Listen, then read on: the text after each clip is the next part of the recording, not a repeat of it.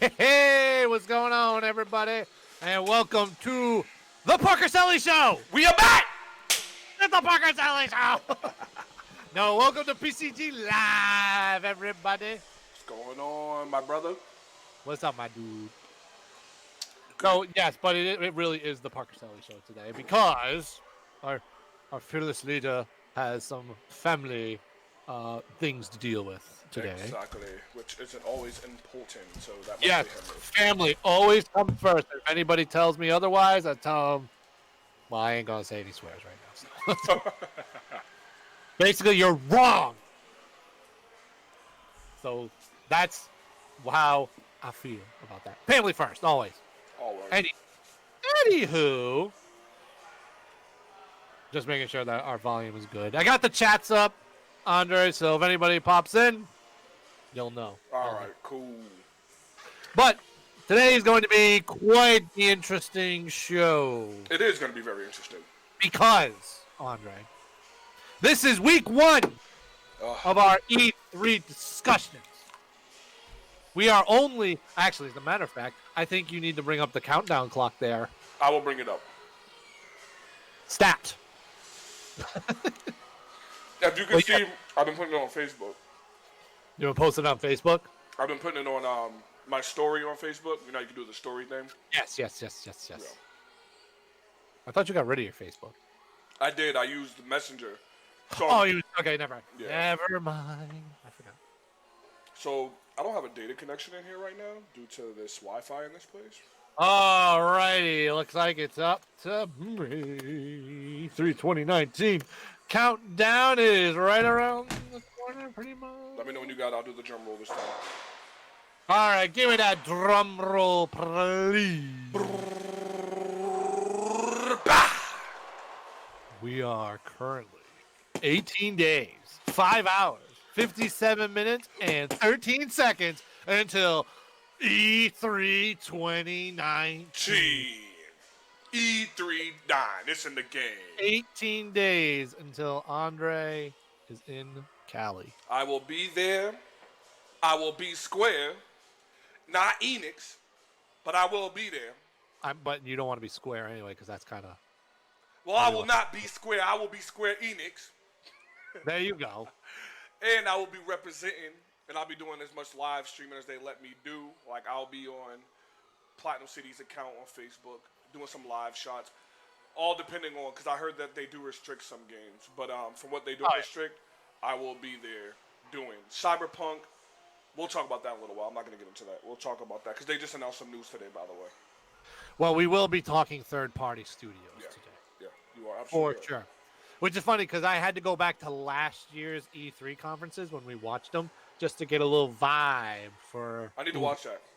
Specifically, I watched Ubi just to refresh my memory of what was going on, which we will get to that.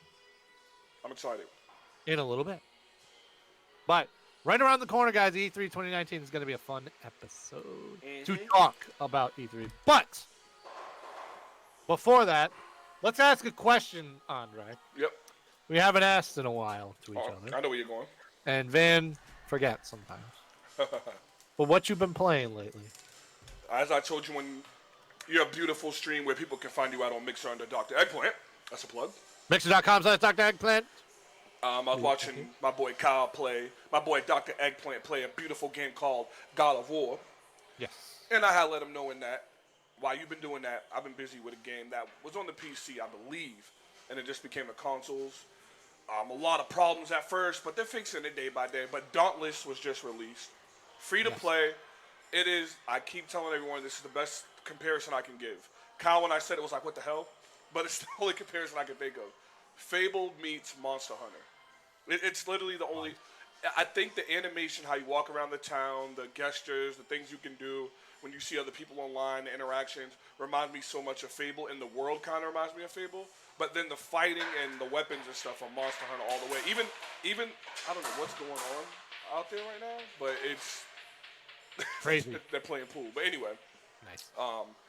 Fable has a real cool combat system that I liked as the later ones came. The stories got worse, but the combat stayed fluent. I got better in Fable. So it has Fable 3 and 2's combat system.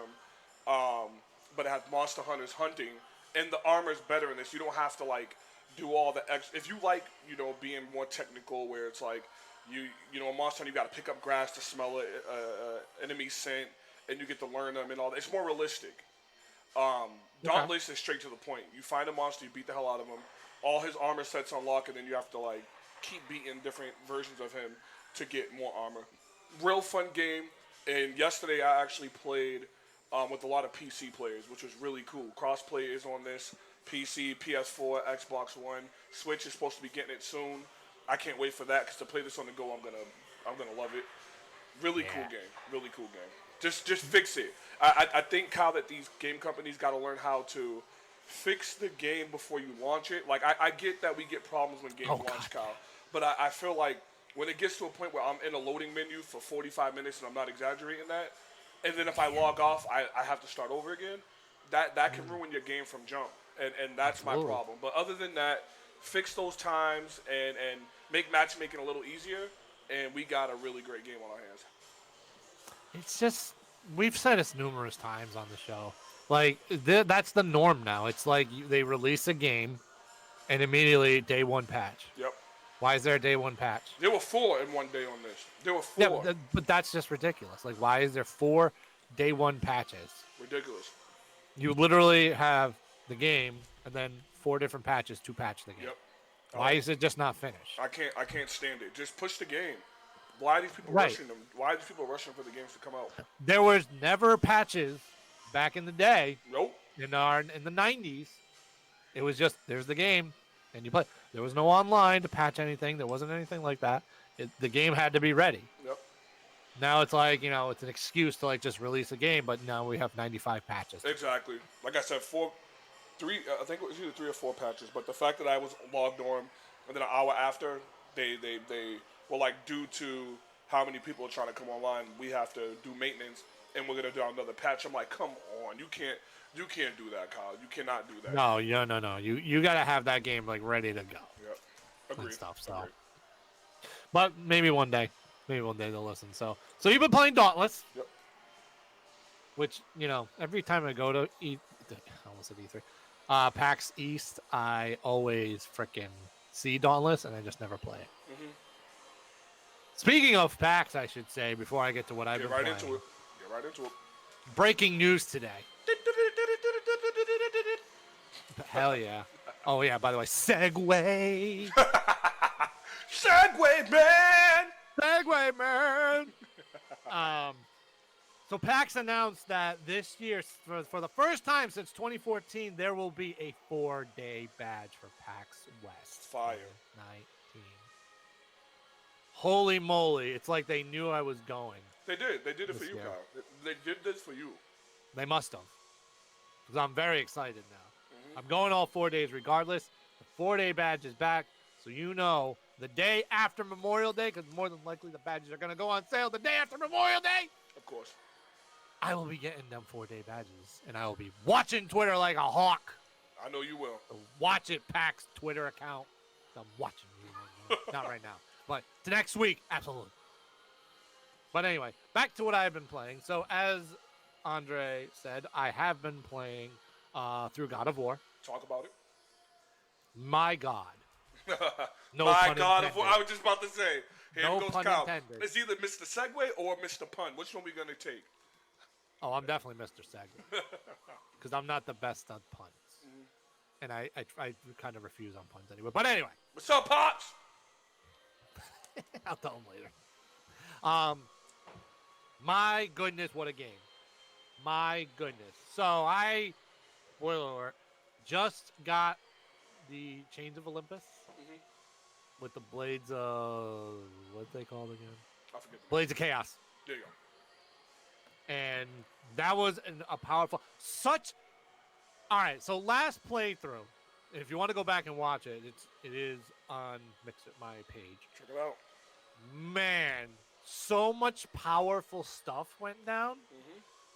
It's unbelievable. And I still have like 7 chapters to go. Yeah. This game is nuts. I already love it. After playing it, I have more of an understanding now why that game won Game of the Year. Yep. The character interaction is incredible. How Atreus and Kratos play off of each other is amazing. I love the co-op combat, and you can do so much with the axe. You can do so much with the blades. You can fists. It's unbelievable. That game has such good combat, such good dialogue.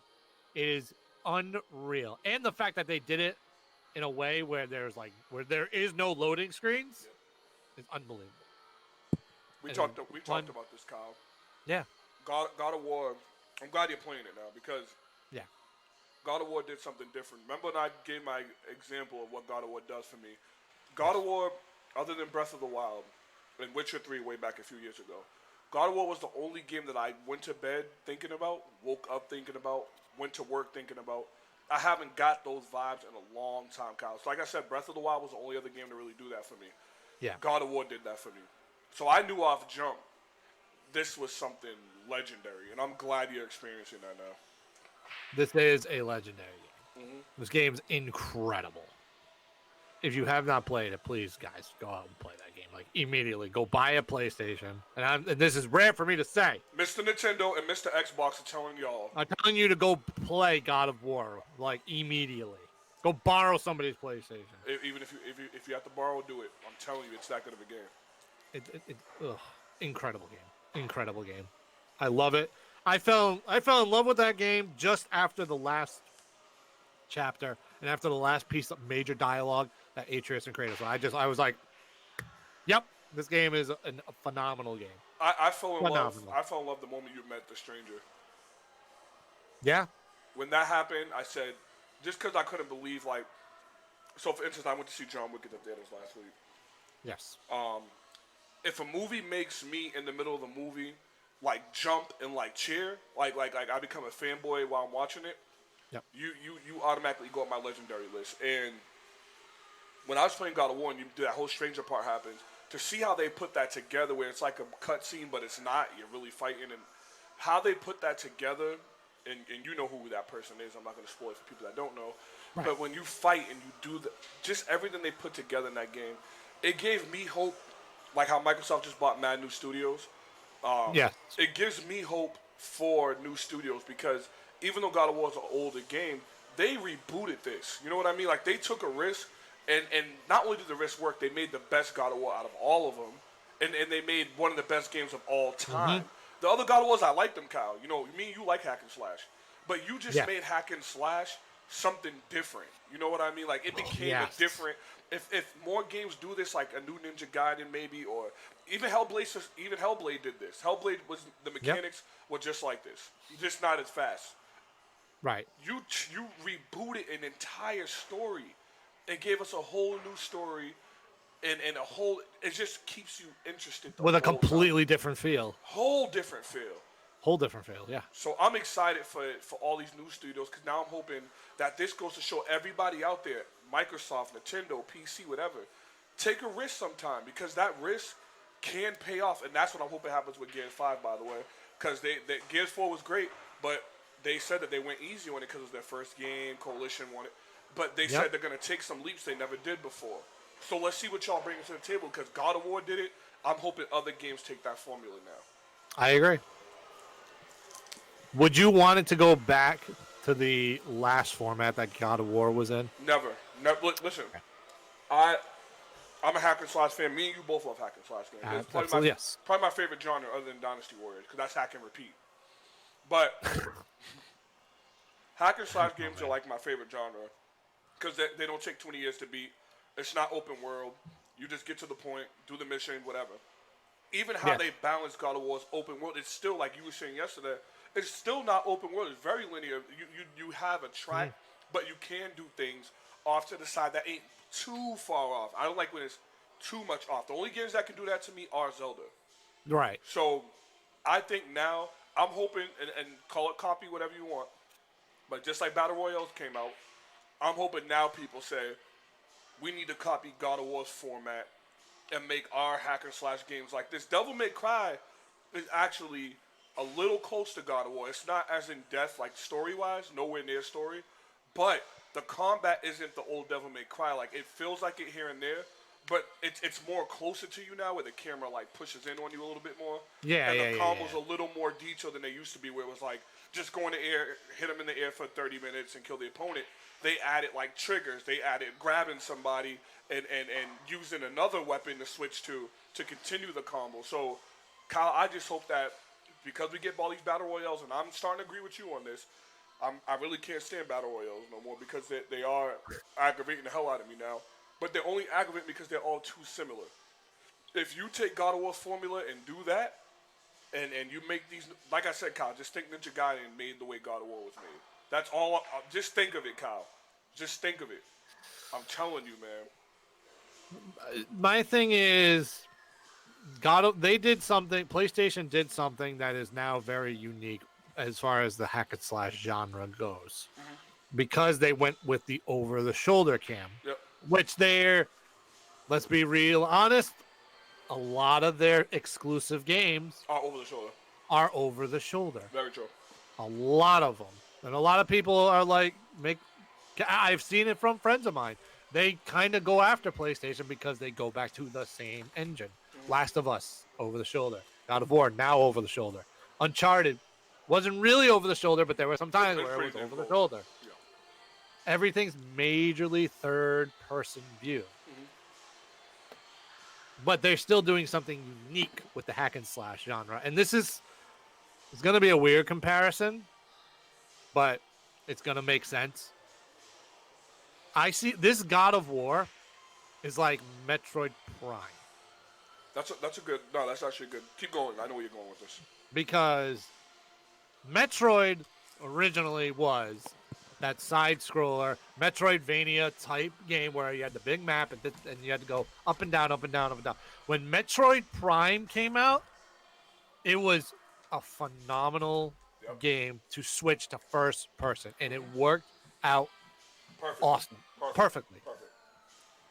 But then the other Metroid game that I really don't want to ever talk about again because that other Metroid game, other one that went back to the old formula on the Wii, ended up being a shit show, to say the least. They should never, as far as home console goes, they should never go back to that style. You need to stick with the Metroid Prime. I agree. And that's how I feel with this God of War. Yeah. Don't go back to the style it was in. Stick with this because now you've come up with something unique. And it's phenomenal. Have great storytelling like you've had in this game, which I know they will in future ones. Oh, yeah. And you've got another trilogy that people are going to look forward to. Yep. Coming up. So it's still, till this day, God of War is still selling. That tells you, till this day, God of War is still selling. That tells you where it stands. It rightfully deserved Game of the Year. It got Game of the Year.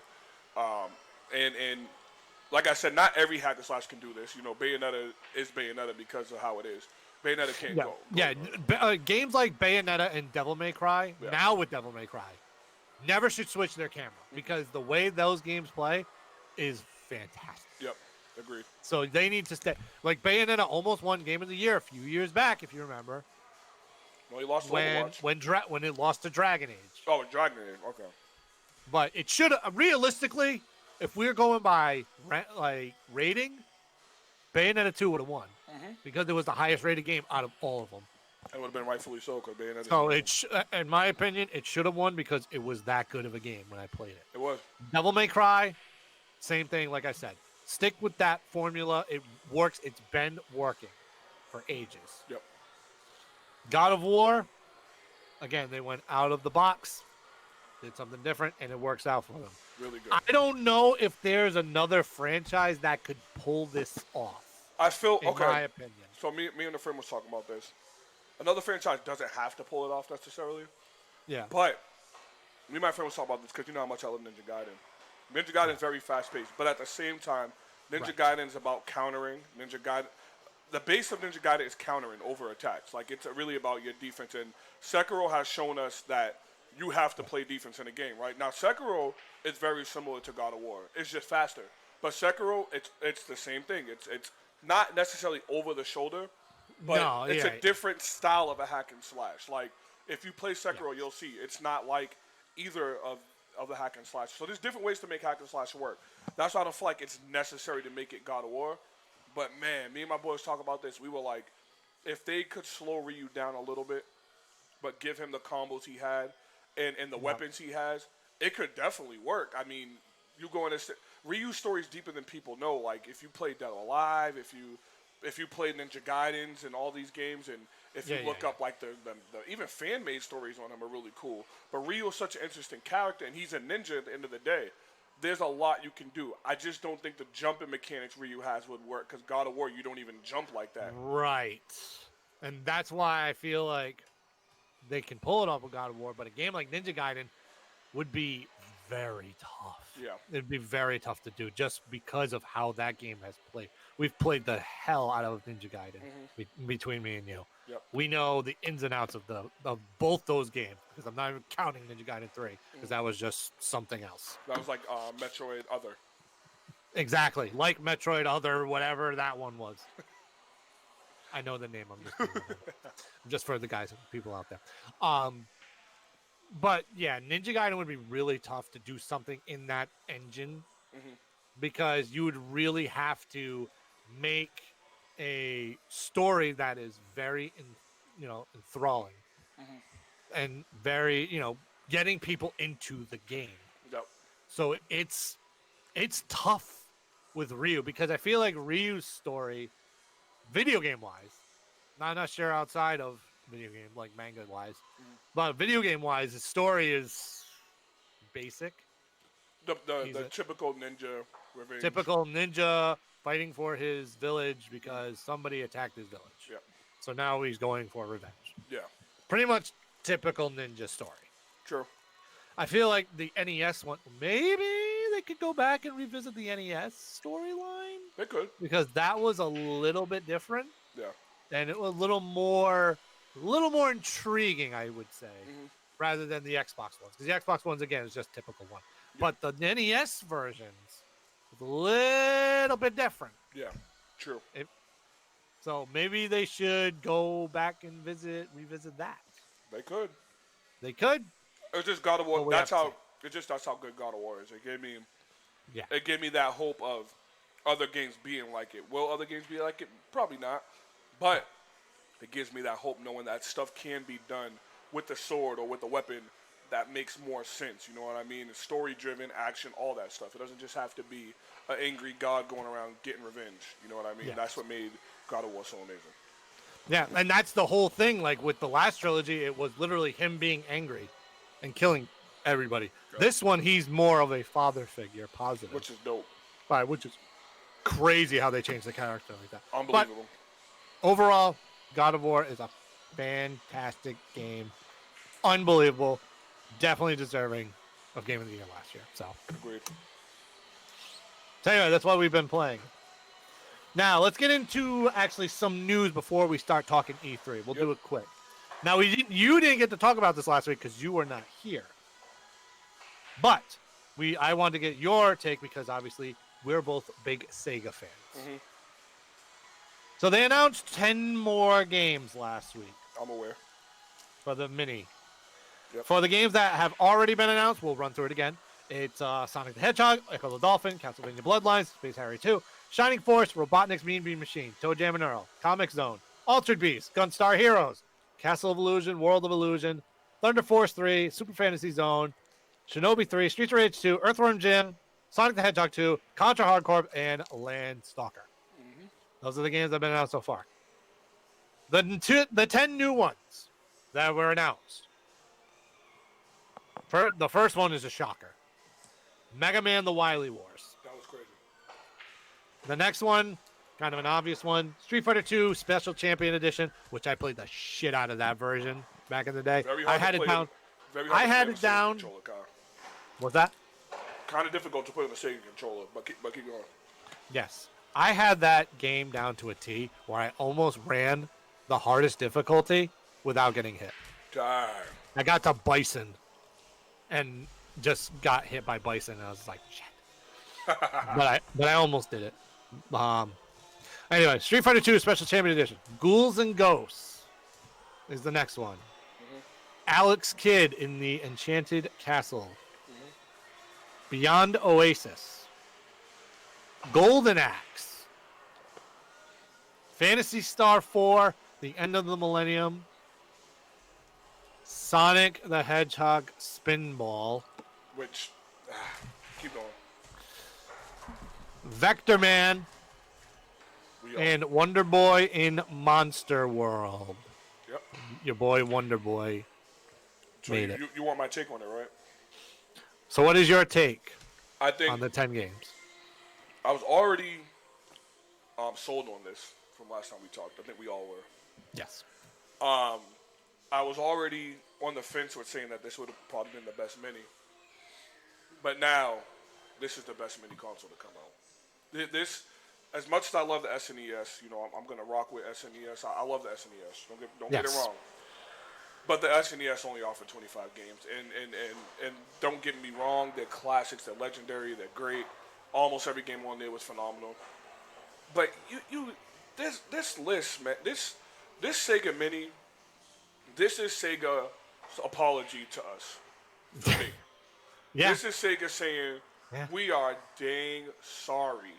All these years of just treating our fans like they do not exist. Agreed. This right here, Kyle, when I seen that list, when you had posted on the chat with Van, one of you guys, the first thing that popped in my mind was, this is perfection. This is actually, we are getting more than our bang for our buck for this. This is what makes this so great. They could go higher with this, and it would have still sold. But they got it at a good price point. They have some amazing games on there. Some surprises. Mega Man, Mega Man was already huge being on there. It's not X, but it's still a Mega Man game. And it's on the freaking Sega. And for us to get that, I think this, Kyle, is phenomenal, man. And this is the Mega Man game that never technically got released. Yes. Unless you had it on that little network gameplay thing. Which my cousin did. And I remember because I knew that intro screen that they showed. This here, Kyle, Sega, I just take my hat off to them. I give them an applause. I stand up for them. If only they can do this with their future instead of just the past. Only thing bad on that whole list of Sega games is Sonic Spinball. And there is still a little small fan base, meaning like 6 people, that like Sonic Spinball. But this list, Kyle, we already said Vector Man was coming. Yes. But Kyle, this list, man, and is this the final list? Is this done now? Is there any more? No, it is not done. All right, I'm done. We've got 10 more games to go. Okay, so if they're not done, I'm done. All right, I'm not. At this point, like, y'all might as well just say, hey, we're sorry, but just let y'all know it's an extra $25 because, you know, we didn't expect to bring all this heat to y'all like this. We were playing on 30 games, maybe. Kyle. Sega. Yeah. Kyle, I wish you had the sound right now to go, Sega. I wish I had the Sega sound, but unfortunately I do not, and nobody can hear my Stream Deck anyway. Sega, you get, I rate my movies 1 through 10. Everybody knows this. I rate my TV shows 1 through 10. I rated the end of Game of Thrones a 5. We won't talk about that. But Sega, you get a whooping 10 out of 10 from me for the Sega Mini. And I hadn't even played the console yet. I'm going to use a Nintendo sound effect, and I'll see if you can hear it. Yep. But this is appropriate for how we feel right now about it.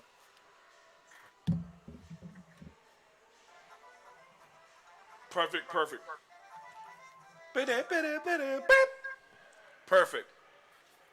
There you go, Sega. Happy dance all the way. Yes. I'm with you on this, Kyle. Absolute happy dance. Someone that loves Sega like we do. I love Sega. I play my Sega more than my Nintendo. I'm just excited, man. And I can't wait to hear from my cousin because he's obsessed with Sega. He actually wants to work for Sega for a living, and that's always been his dream. That'd be insane. This is cool, man. This is cool. Congratulations, Sega. So the lineup that they did show, I'll just make this quick because I talked about it last week too. The lineup that they did show overall, I thought was pretty good. I don't think it was the best 10 games that they've announced so far, Because if you think about it, the other 10 that they announced the previous week was an insane 10. Yeah. So it's like, it's crazy how to top it. I mean, obviously, again, adding the Wily Wars already, you sold me on the other 20, but now you throw Mega Man in there just to be like, all right, day one buy for me. Kyle, that's like adding Star Fox 2 to the Super Nintendo. Yeah. That's literally how it is. Yep. Literally. And it's a Mega Man game. And you know how I feel about Mega Man. My boy. And to add that, along with Vector Man, which we knew was going to be there. We're just waiting. We just waited. And then classics like Golden Axe are in there. Golden Axe, man. Oh, my. Phantasy Star. I'm not a big Phantasy Star person, but a lot of people I know played Phantasy Star. And I know it's a very good game. Yeah, this freaking mini is killing it right now. This reminds me of the Nintendo and Sega back in our days when they used to when they were rivals, actual rivals. Yeah. The minis are rivals right now, but trust me, that's all there is. And just remember, there are still 10 more That's insane. Go. I hope to God there are a couple more Konami games, specifically one named Rocket Knight Adventure. Rocket Knight would be on there. I'm going to the bank with that. I'm literally just hoping for Rocket Knight Adventures, and then I'm good. I'm not even joking.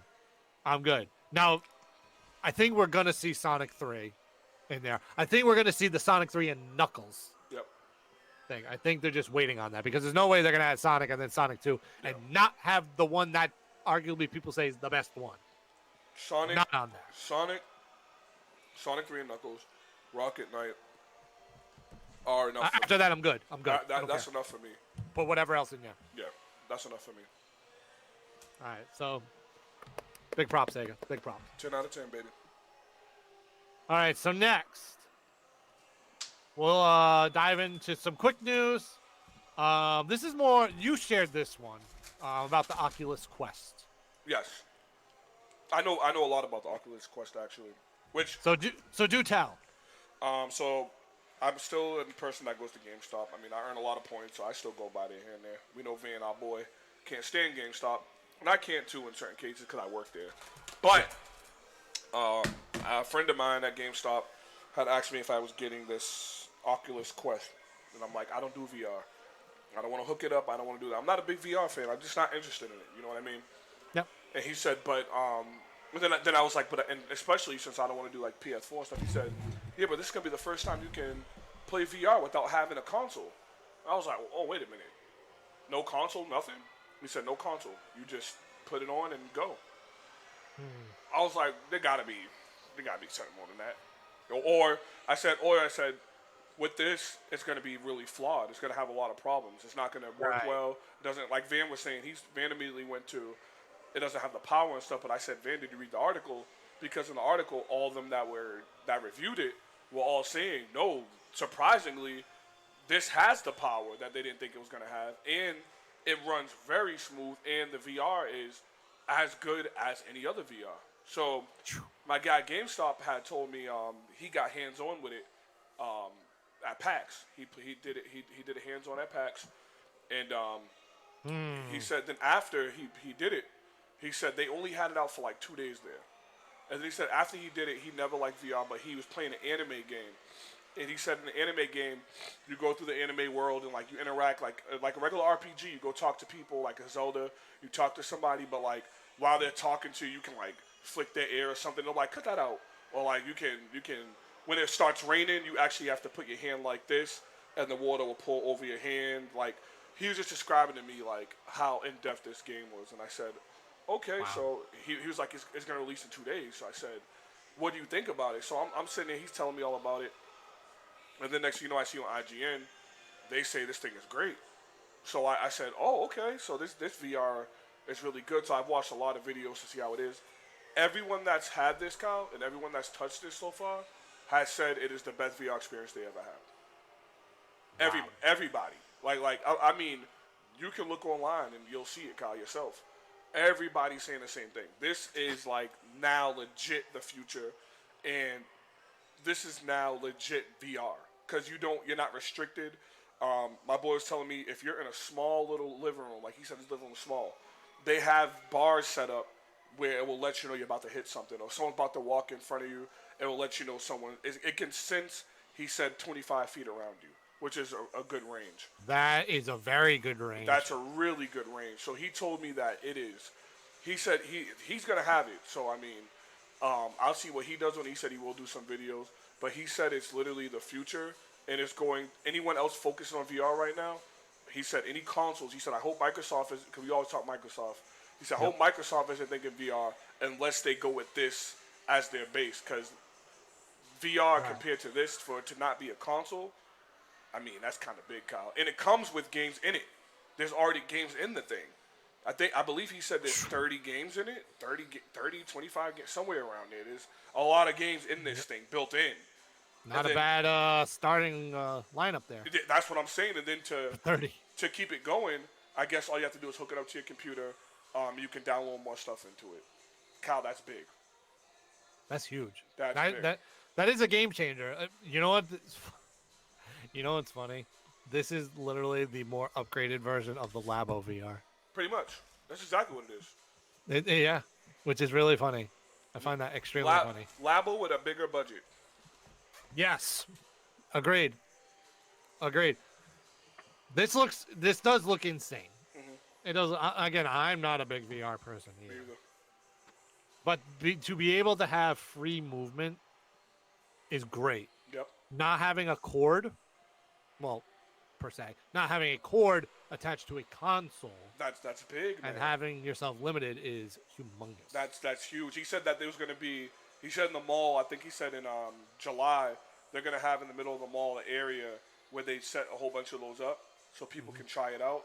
I actually might go to try this out because for me to spend that much is crazy, but. He said they have a big open. I'm like, so are they going to put everybody in like a big square? He said, no, they're going to leave like the whole downstairs open to let people walk around and try it. I'm like, what? That's crazy. I was like, we're getting to that point, Kyle, of VR? Like, yeah. Wow. And like you said, it's Labo with a bigger budget. That's all it is. That's all it is. Agreed. Now we're just waiting for AR. And then we'll be set. We'll see about AR with Microsoft. Supposed to be the ones pushing that. We'll see. They got bigger things to worry about this in the next few weeks, though, for sure. Yeah. But anyway, speaking of consoles, Sony. You know, that lovely company that definitely will have an E3 pre. Oh, wait a minute. Just because of that, I'm playing the Sonic Game Over in my head right now. So I'm just gonna, You can keep talking. I'm just listening to it right now. PlayStation. Dear PlayStation. Fail. Anyway, PlayStation is exploring PS5 cross-gen play with PS4 thanks to backward compatibility. Pretty much what they were kind of doing with the Xbox One and the Xbox 360 for this last gen. But now it's going to be the more current gen. And speaking to relay off of that, they did also announce that the current games that are announced for the not for the PS5, the current games that are yet to be released, Last of Us 2, and some fake game, Death Stranding. Does that exist anymore? Never heard of it. Me either. Never heard of it. Anyway. Only Sony fanboys heard of it. Yes. It's an urban legend at this point. But anyway, Last of Us and Death Stranding will be released for the PS4. Whoop-de-doo. I'm just saying they got a year to get them out. What do you think of this? Is this an obvious move that they should have done? With backwards compatibility? Moves like this shouldn't be announced until the console's announced. When the console's announced and they say, here's what the PS5 has to offer, blah, blah, blah, blah, blah, backwards compatibility, blah, blah, blah, blah, blah, blah, this, that. Other than that, PlayStation's trying to cover tracks and make people feel better about their absence from E3. I keep telling people, and like I told you the argument I had the other day, I keep trying to tell people, Sony knows they have a lot of ground to cover. They made a big mistake. This is what people understand. EA, they don't have to go to E3 because no one cares about EA that much. Like EA is just like, you come up with a game, okay. They already know that the Star Wars game they're doing is going to be playable at E3. They don't have to be there for that. Just like if you go to PAX, they don't have to be there for the game. They can have it at different people's booths. Microsoft can be presenting it. PlayStation can be presenting it. You don't know. Right. They can do that. EA can do that. Everyone's been upset with EA anyway for the past few years. You are PlayStation. You are Sony. I read an article the other day. Some guy said that he said he's skipping E3 this year. He said because my company decided to be dickheads, pretty much. And I knew immediately before I clicked it. I was like, obviously, Sony. He's not going to be talking about EA. I click it, and what's he talking about? Sony. Yep. And he's just explaining that it's almost like what you said, Kyle, and I didn't think about this before, because to me it was just like, if they don't go, who cares? And it was more of, well, they don't go, I don't really care because, this is spotlight for Microsoft. But that's not me thinking as a gamer. That's me thinking as an Xbox fanboy. So when I put two and two together, the guy in the article had said, plain and simple, this is gaming's platform. This is what makes all of us come together, all of us talk, all of us do theories, all of us to sit and watch our TV, watch computers, log in, stream, talk about, live stream, all the Twitch users, Mixer users that are out there that live stream, that do this for a living, and they want to talk about games. Even last year, Sony, that wasn't that great. People still were in there talking about it. They were still like, did you see Ghost of Tsushima? Did you see this? For you to just opt out, that to some people, I didn't get it until I read this article and until you said it, Kyle. You have to think in some type of form or fashion that this is selfish. There's people that support you and ride with you, and you just literally say, we're not going this year. I don't care. The guy in the article said, it doesn't matter about finances. It doesn't matter about anything, because finances can't be the problem for Sony. They just can't be the problem for Sony. Finances ain't the problem. They are doubling. No, definitely not. They are triple selling out. They are outselling Microsoft and Nintendo by triple sales, other than Japan, because Switch actually, Kyle, is selling more, has sold more than the PS4 in Japan. Look it up. That was released. I forgot to share that, by the way. But other than that, you are the number one seller console by miles, not a mile, by miles, and you can't afford to go to E3. So finance, I don't want to hear that. Then only 4 or 5 games to show. That's still 4 or 5 games that are only on your console that the Sony fans are not going to know about until you guys decide, we're going to do a PSX event, or we're going to do it. Oh, that's fair that's State fair of now? play. That's fair now. That's fair to do little 2-minute snippet trailers, and then you got the Sony fanboys that are like, well, I'd rather for them to not to show. But then you wasn't saying that a few years ago when they weren't showing anything. The only thing, so it's like Sony fans are contradicting themselves because they're saying they don't want to see the same games again, but then when they're not getting the same games, or they're not, or they're not being shown, all of a sudden it's, well, this is a good thing. This is when Microsoft said they weren't showing Halo or Gears last year. I was one of the ones that said, okay, well, to me, I would have said something about, not last year, the year before, sorry. Yeah, the year before. I said, to me, I would have said something, because those are your franchises, and I get you got those people like, oh, they show us Halo and Gears. Well, guess what? That's what makes Microsoft. That's what made the Xbox. The 2 games that define both generations of the Xbox. Halo, Xbox original, Gears, Xbox 360. They ran the era. So even if you take 2 minutes to say, they were working on something, Gears, we're working on something, Halo, that's enough. You don't have to always have a cinematic trailer. But for Sony, and for them to skip out on this, I didn't think about how magical this moment is. A guy compared this to, in the NBA, if Durant's already been out, right? Durant's out because of injury. Yep. That's not his choice. They go to the finals. If Curry just decided, I'm too tired to play, fans would demand, fans would demand and riot and stand outside with torches just because he said, I just don't feel like playing, or I'm sick, or I got the bug, or fans would leave. Them ticket sales are gone.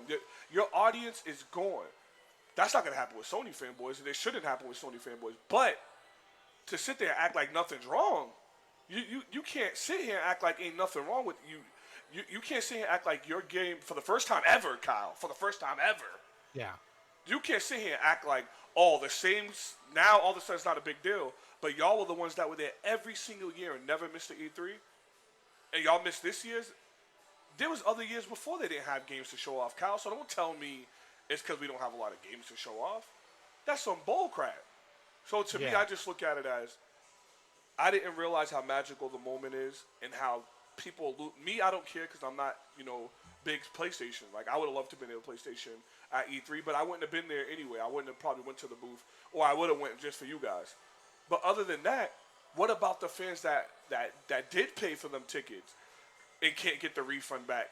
they're going to go support other companies and games now because Sony's not there.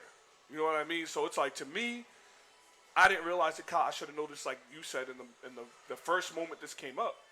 I should have noticed, just like you did, like how important and impactful this is with Sony saying it. And now guess what? Everyone is starting to think we're going to follow suit because like we can save money, host our own event. EA's freaking Let's Play on the Saturday before E3.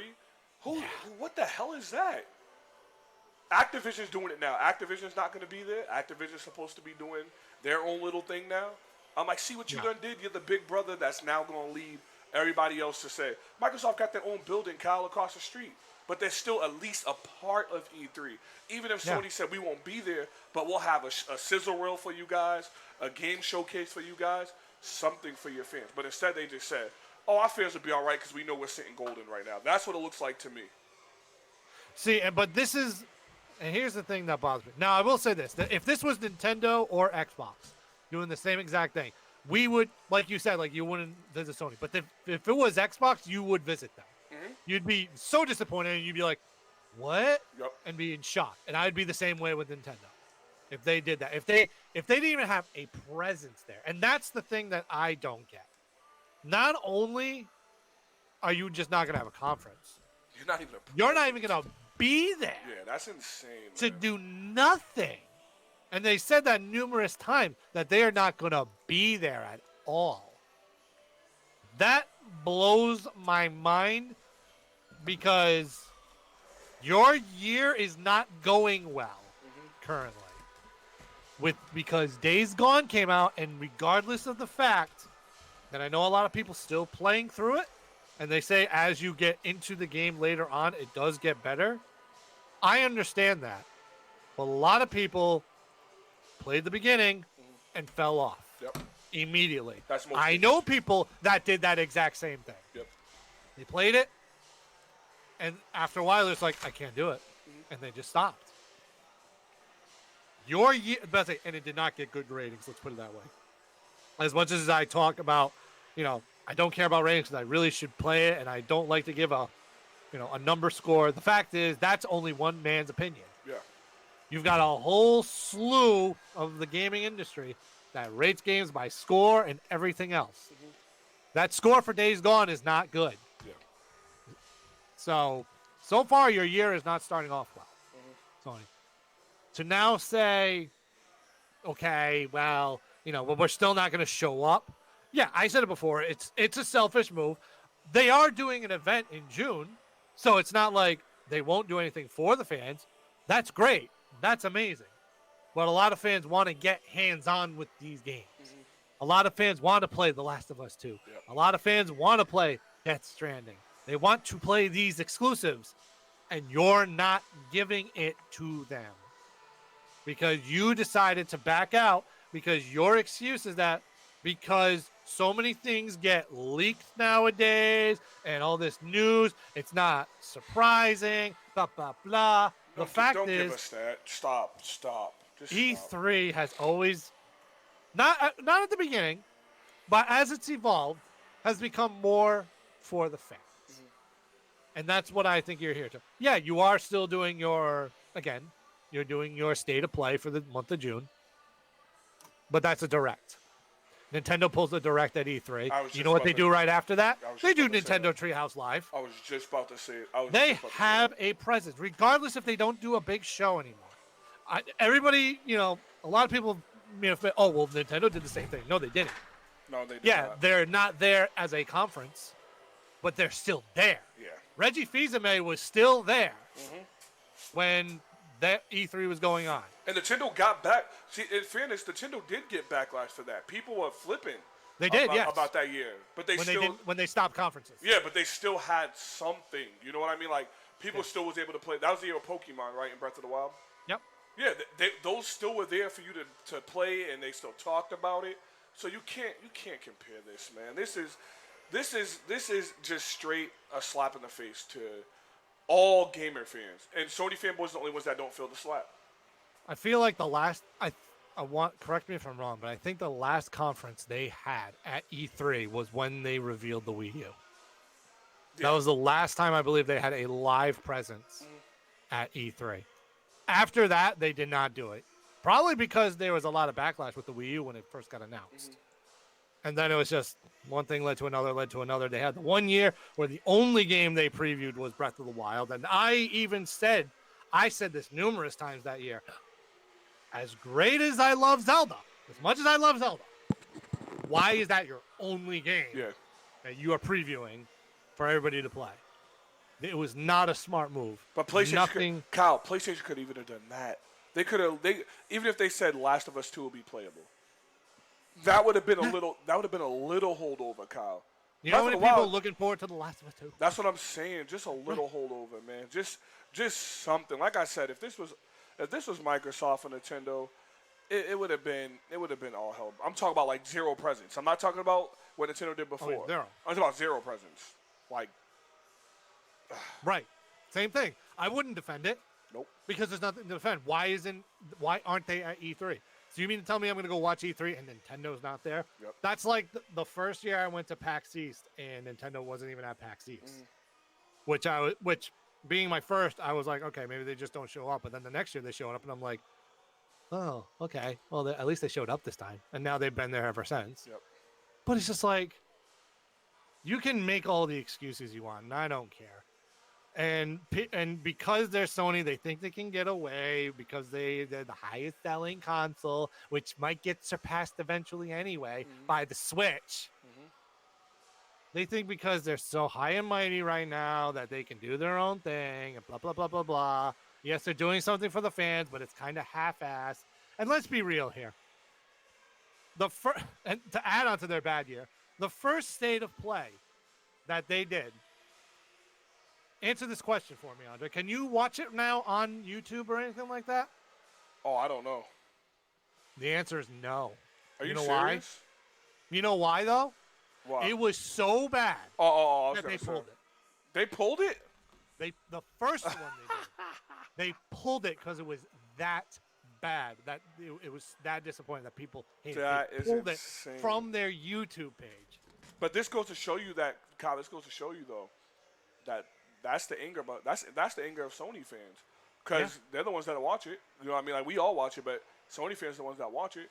So if they had to pull it and they got bad knock, that's like, PlayStation. They're still realistic Sony fans. I'm not saying every Sony fan's a fanboy. Yeah, Van's not. They're still like realistic Sony fans. Yep.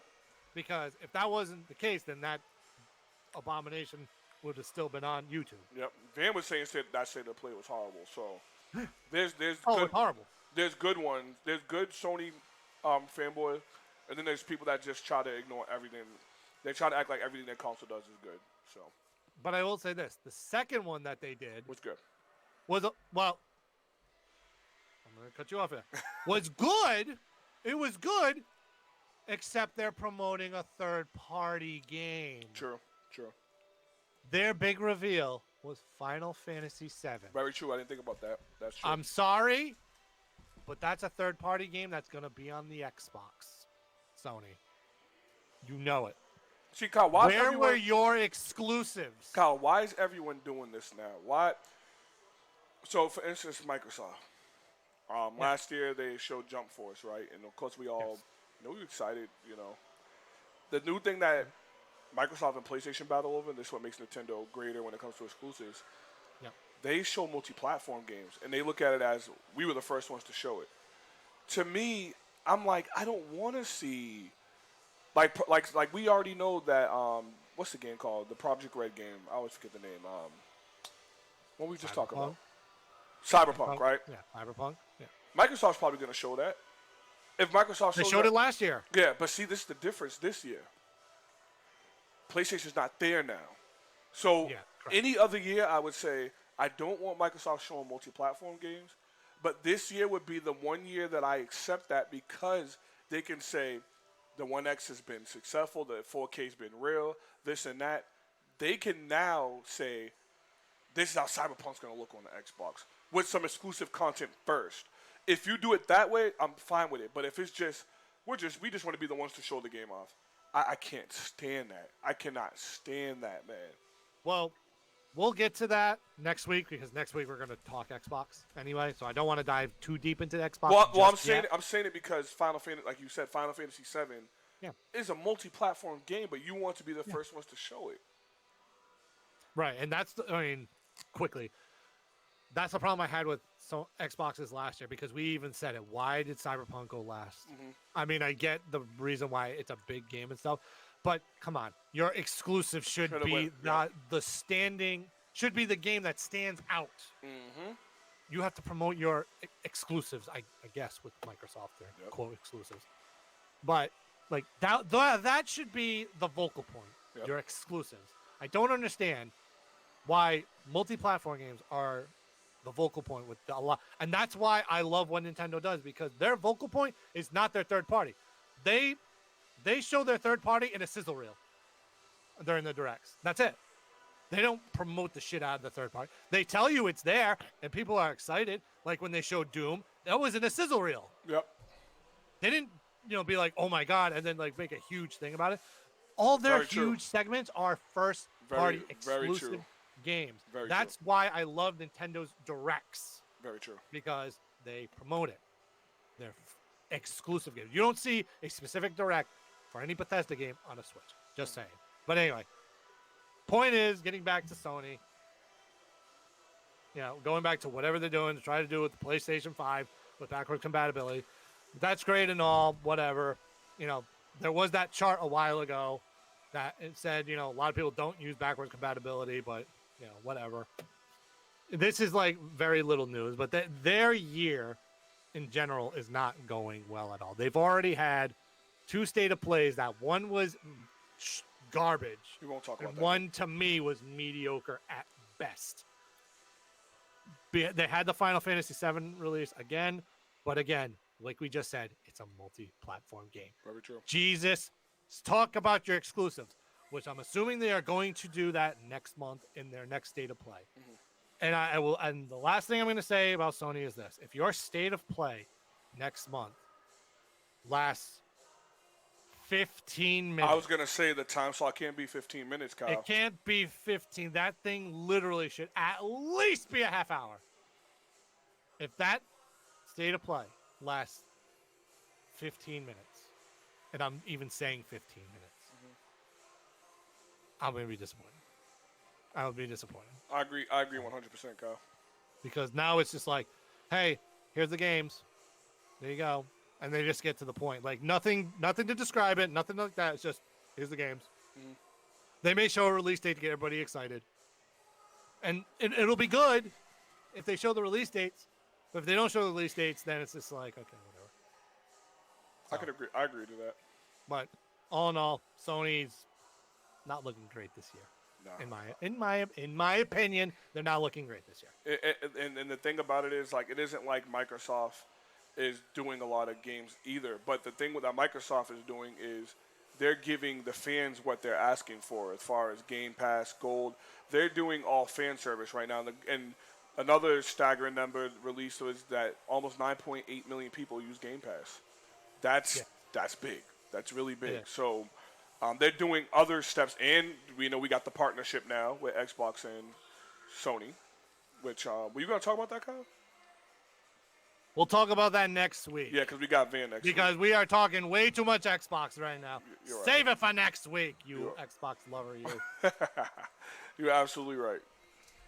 Anyway, are you ready to talk? Is there anything else that you would like to bring up, actually? Oh, no. I was just looking through the Ubisoft game list that I had saved to my phone so we could do our little Ubisoft presentation stuff for the next hour. So Yes. Yeah. So, we start off with Ubi. Yes, sir. Last year, Ubi was not Ubisoft. Yep, we said this. They were Ubisoft. Yep. They had a great presentation. They really did. They Minus really did. that stupid long ass Just Dance, which I know they're gonna do again. They're gonna do it again this year. That long ass 15-minute Just Dance shit that drove me nuts with the big pin. Oh. And the reason why I remember that is because I watched our thing from last year, and good God, that freaking panda was annoying. But anyway, let's just get this out of the way. You know they're gonna really talk about Just Dance 20. What are they on? 2020 now? 2021, 2020. Oh, Just Dance 2020 Vision. Yep. is coming out. All right, skip that. What I want to see them do this year, and this was something that I knocked them for last year. Do not, after Just Dance, the next game you talk about is the game that people are most excited to hear about. Agreed. Which 3,000%. Beyond Good and Evil 2. Dude. Yes, man, that was a mistake and a half. Yes, that was that. I get they showed a big cinematic trailer. They did show some gameplay in pre-alpha, which looked good. And they did announce that whole the fan thing. Yep, where the fans can get involved and create their own art for the game, music tracks for the game. We got to see an update on that. We got to see what they've added and give some props to the people that have put the time in to make tracks, to make art for that game, and give them some props. I would That's say what I would like to see from Beyond Good and Evil 2, at the very least. Kyle, I agree with you 200%. I would say Beyond Good and Evil for the end of it. Agreed. I would end it with Beyond Good and Evil 2. Absolutely.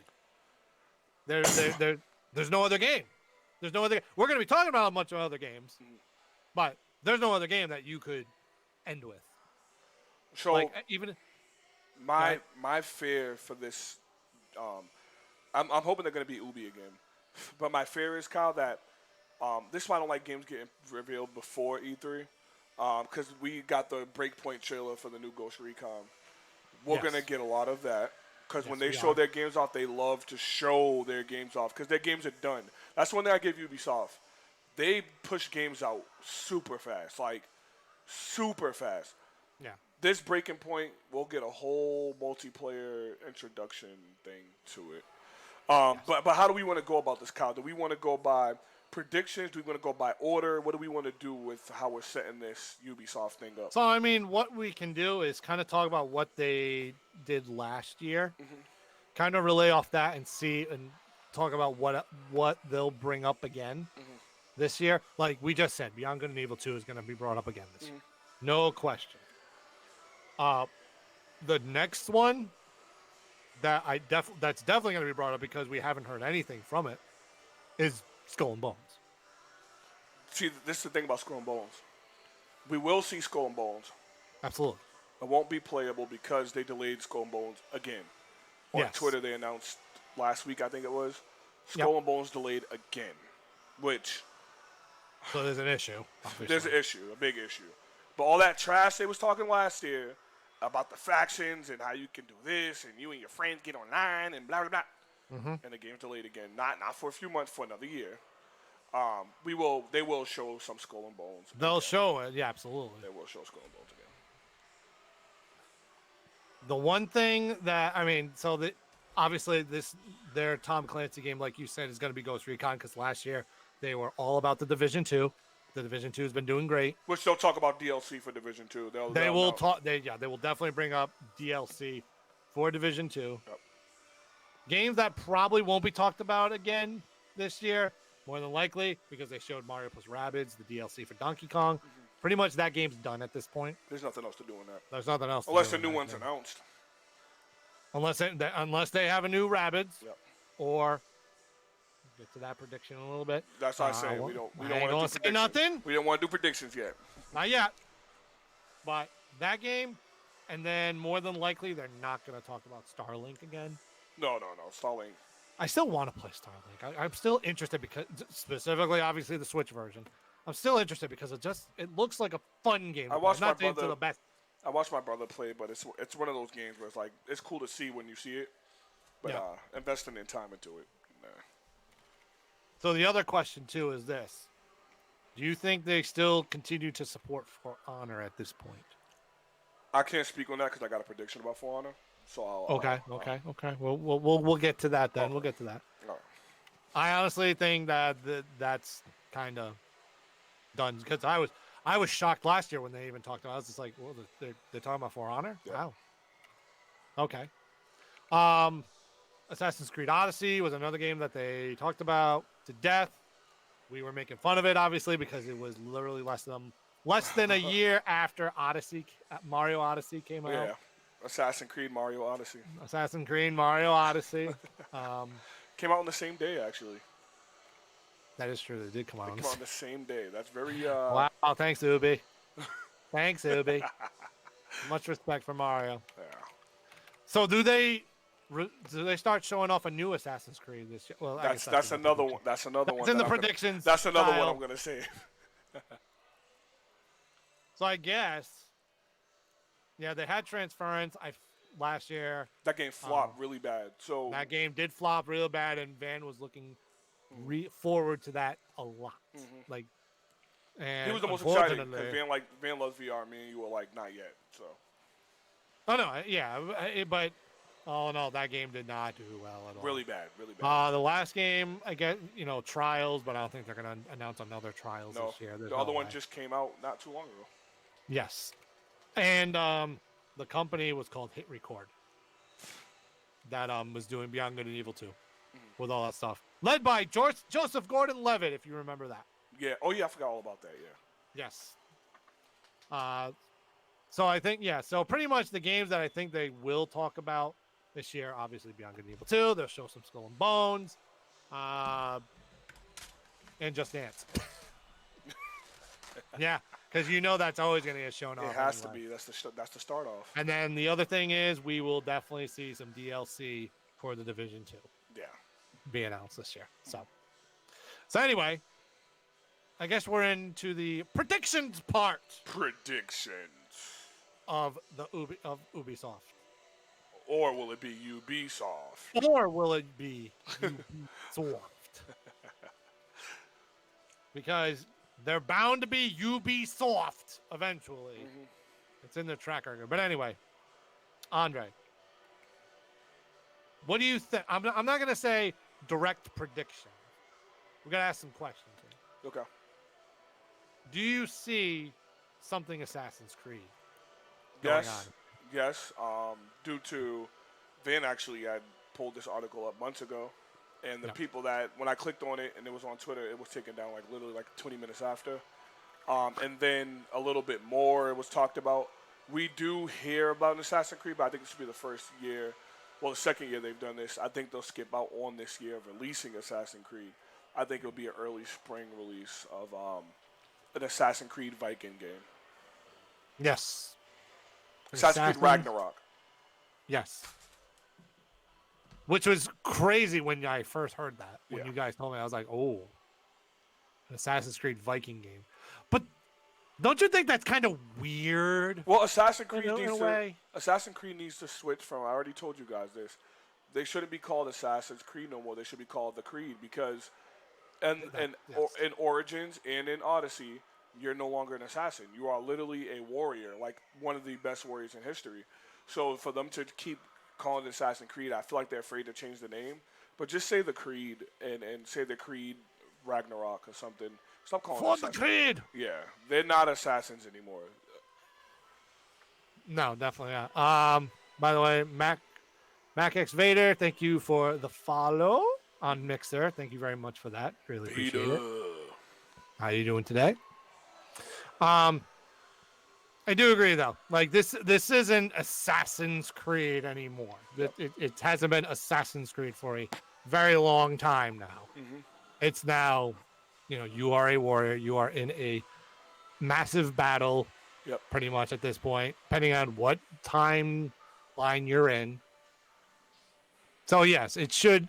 The assassins part of it should go away. Yeah. And that's why I just thought like it's just weird to be going into Vikings because what there's nothing assassin about a Viking at You all. are not assassinating as a Viking, so No, let's just Vikings change it to the are in your face, grunting, big, tough, like man.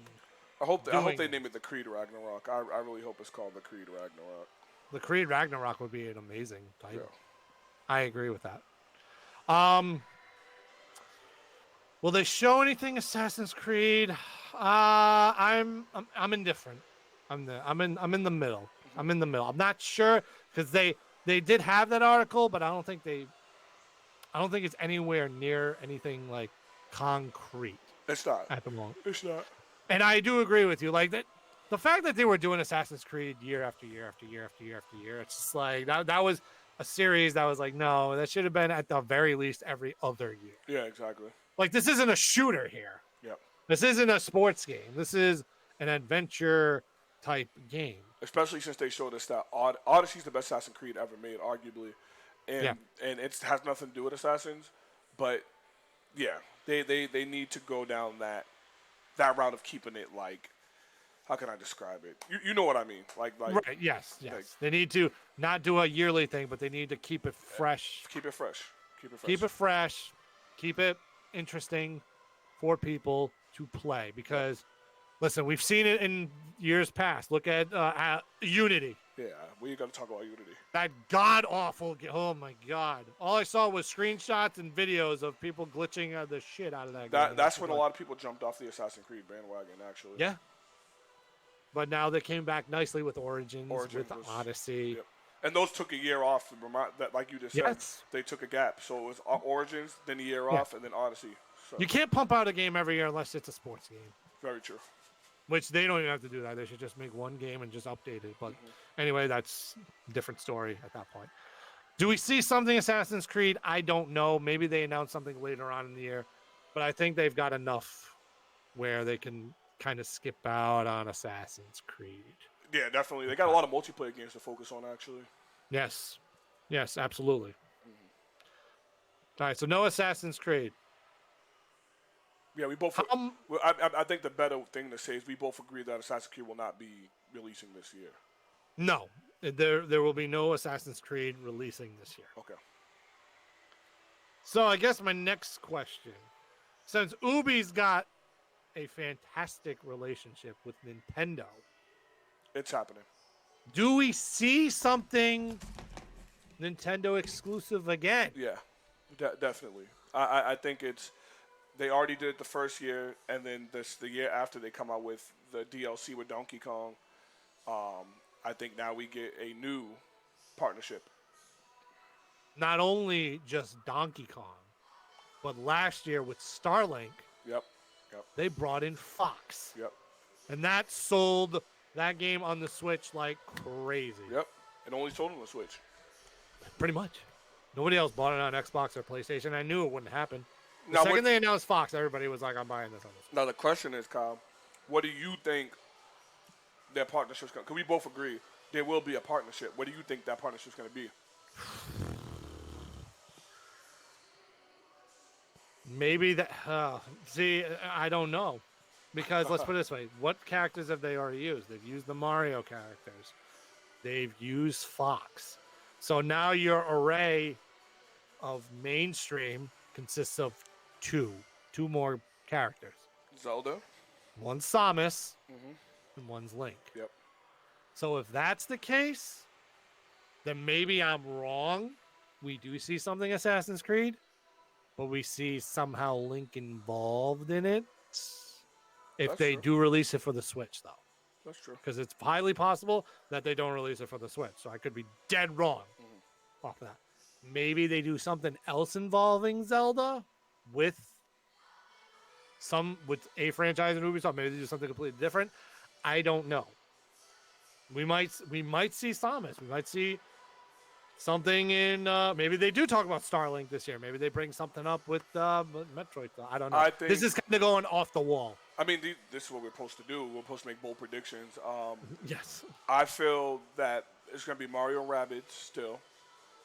I think we get part 2. I think You think we get 2? I think we get Mario Rabbids 2.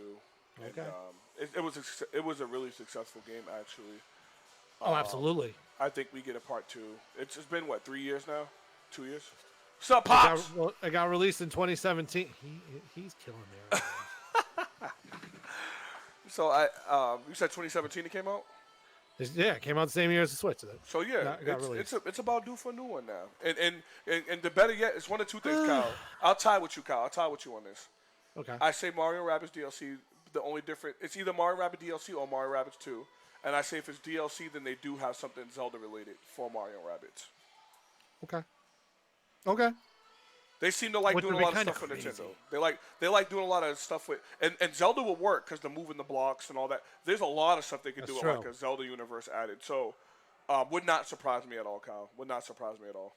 Especially with like Link to the Past remake coming out. Exactly. You kind of have like the kiddish Yep. Link, so I guess you could play around with kiddish Link. Yep. It'd be weird to see him in kind of a comical arena, but it would still work. Actually, work. now that it would still work, like because you do have the pushing blocks. You might have Zelda themed levels that you can go through. It'd be completely different. Just Zelda themed DLC. So It'd one be of the crazy. two. One of the two for me. However, the other was Bowser. Was Bowser? Oh my god, I can't remember now. If Bowser was in Mario plus Rabbids, No. so we might see an appearance from Bowser. Maybe Very true. Very true. Possible. We'll have to wait and see. But we both I agree feel there like will be a crossover with Switch and Ubi. I feel like something Nintendo is going to be said because the last 2 years they've had heavy influence with Nintendo I agree. on something. I agree. So we'll see.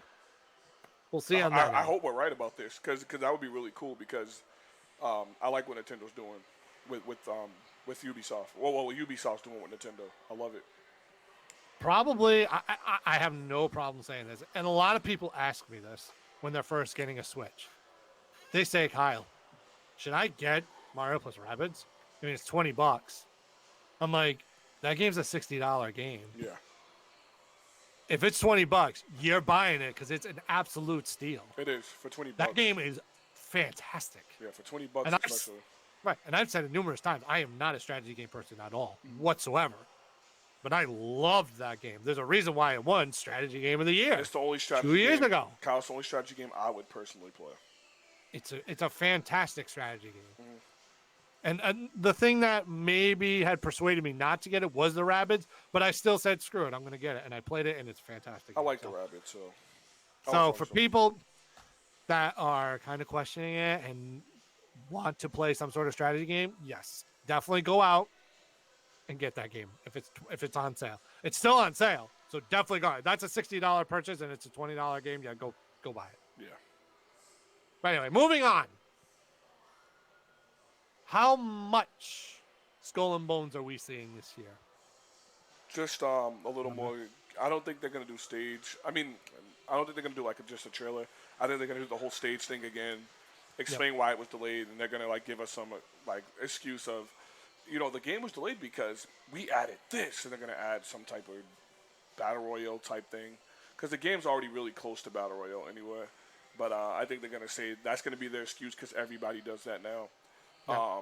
So yeah, I think we get an on-stage little gameplay presentation again. So are you predicting a battle royale mode for this? Because it kind of sounded like you were predicting a battle royale mode for Skull and Bones. I mean, I'll say yes because if I'm right, then I could take that point. But I don't know. But I'm gonna say that I'm gonna say yes because I think that's what's gonna be their excuse on why they had to delay it. I'm gonna agree with you. Because I'm gonna say that's what's gonna happen. Yeah. They're gonna come out and one of the news they're gonna say is we're gonna have a battle royale mode for Skull and Bones, especially since Sea of Thieves just added that, so I can definitely see them doing it. which will be very unique. Yeah, Because now we're getting into more unique battle royale. exactly. That is true. That is true. I mean, let's put it this way: Tetris 99 kind of started the whole more unique battle royale I agree. type thing. Now we're gonna, if we get pirate ships battle royale with Skull and Bones, depending on if it runs correctly, runs well, could look good. could look really good for Skull and Bones. That's true. So that's what I'm thinking. The other thing I'm thinking, kind of a bold prediction, Uh-oh. that they announced some sort of release date for a beta. I would like that. I think they're gonna have some They're sort gonna of do release that. date for a beta. Ubisoft's known for betas. I should have thought of that. Ubisoft's known for betas. That's how they make up their ground when a game doesn't come out on time. Yep. That's definitely it. There's going to be a beta announced for it. I'm with you fully on. It's your prediction, so I can't take it, but that's really a good prediction. I beat you to it. That's true. Ubisoft's known for betas too. I should have thought of that. Division 2. I should have known that. I guess I just beat you to the punch, bud. You got me early. Anyway, so yes, that's what I think is going to happen with Skull and Bones. I'm still excited. I'm still excited about it just because it is a pirate game, and I think it's going to be I mean, we hope that it'll be a better version of Sea of Thieves. Yes.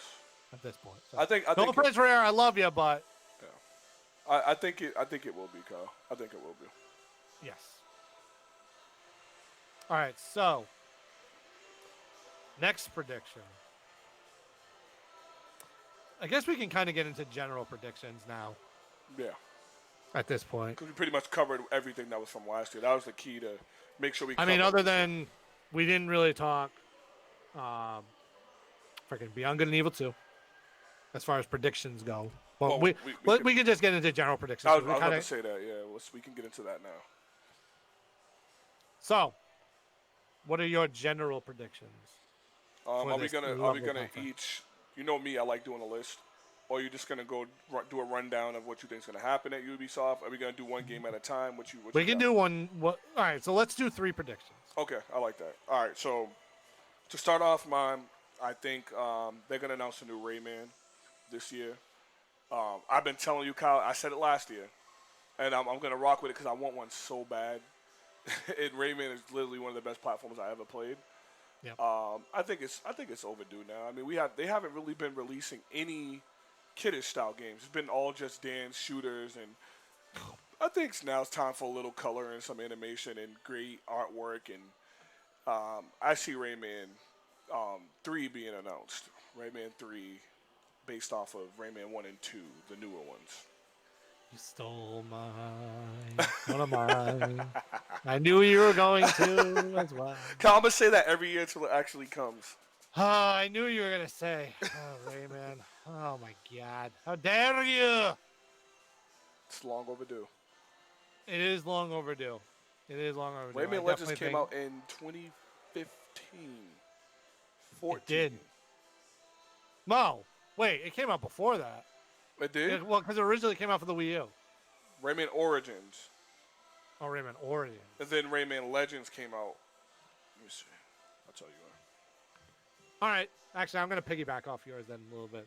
Because I'll make it a little more bolder. Okay. Maybe we don't get a new Rayman. But we get a Rayman, like, anniversary collection type thing. Rayman collection.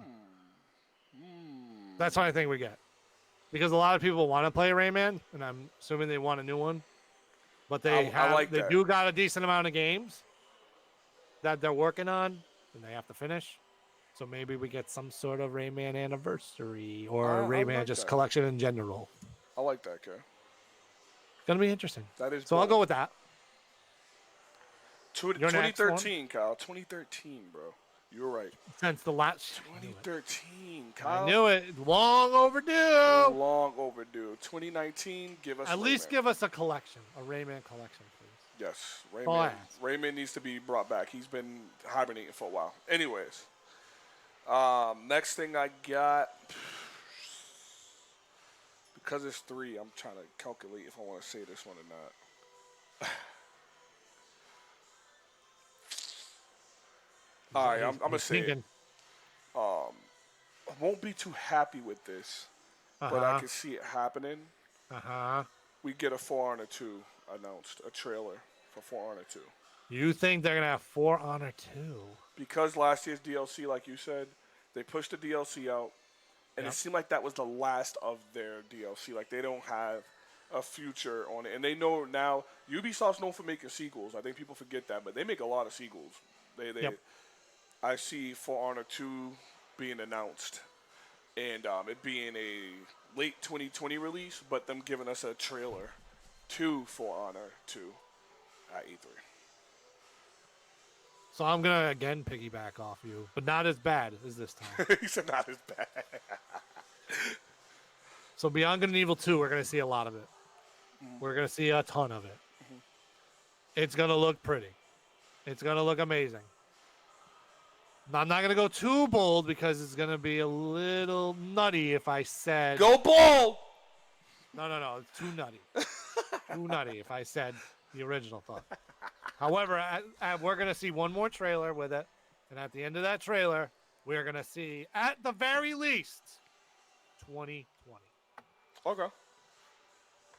That's kind of bold because I feel like last year they showed so little. This year they showed the medium. And it was in pre-alpha, but now we're a year. Yeah.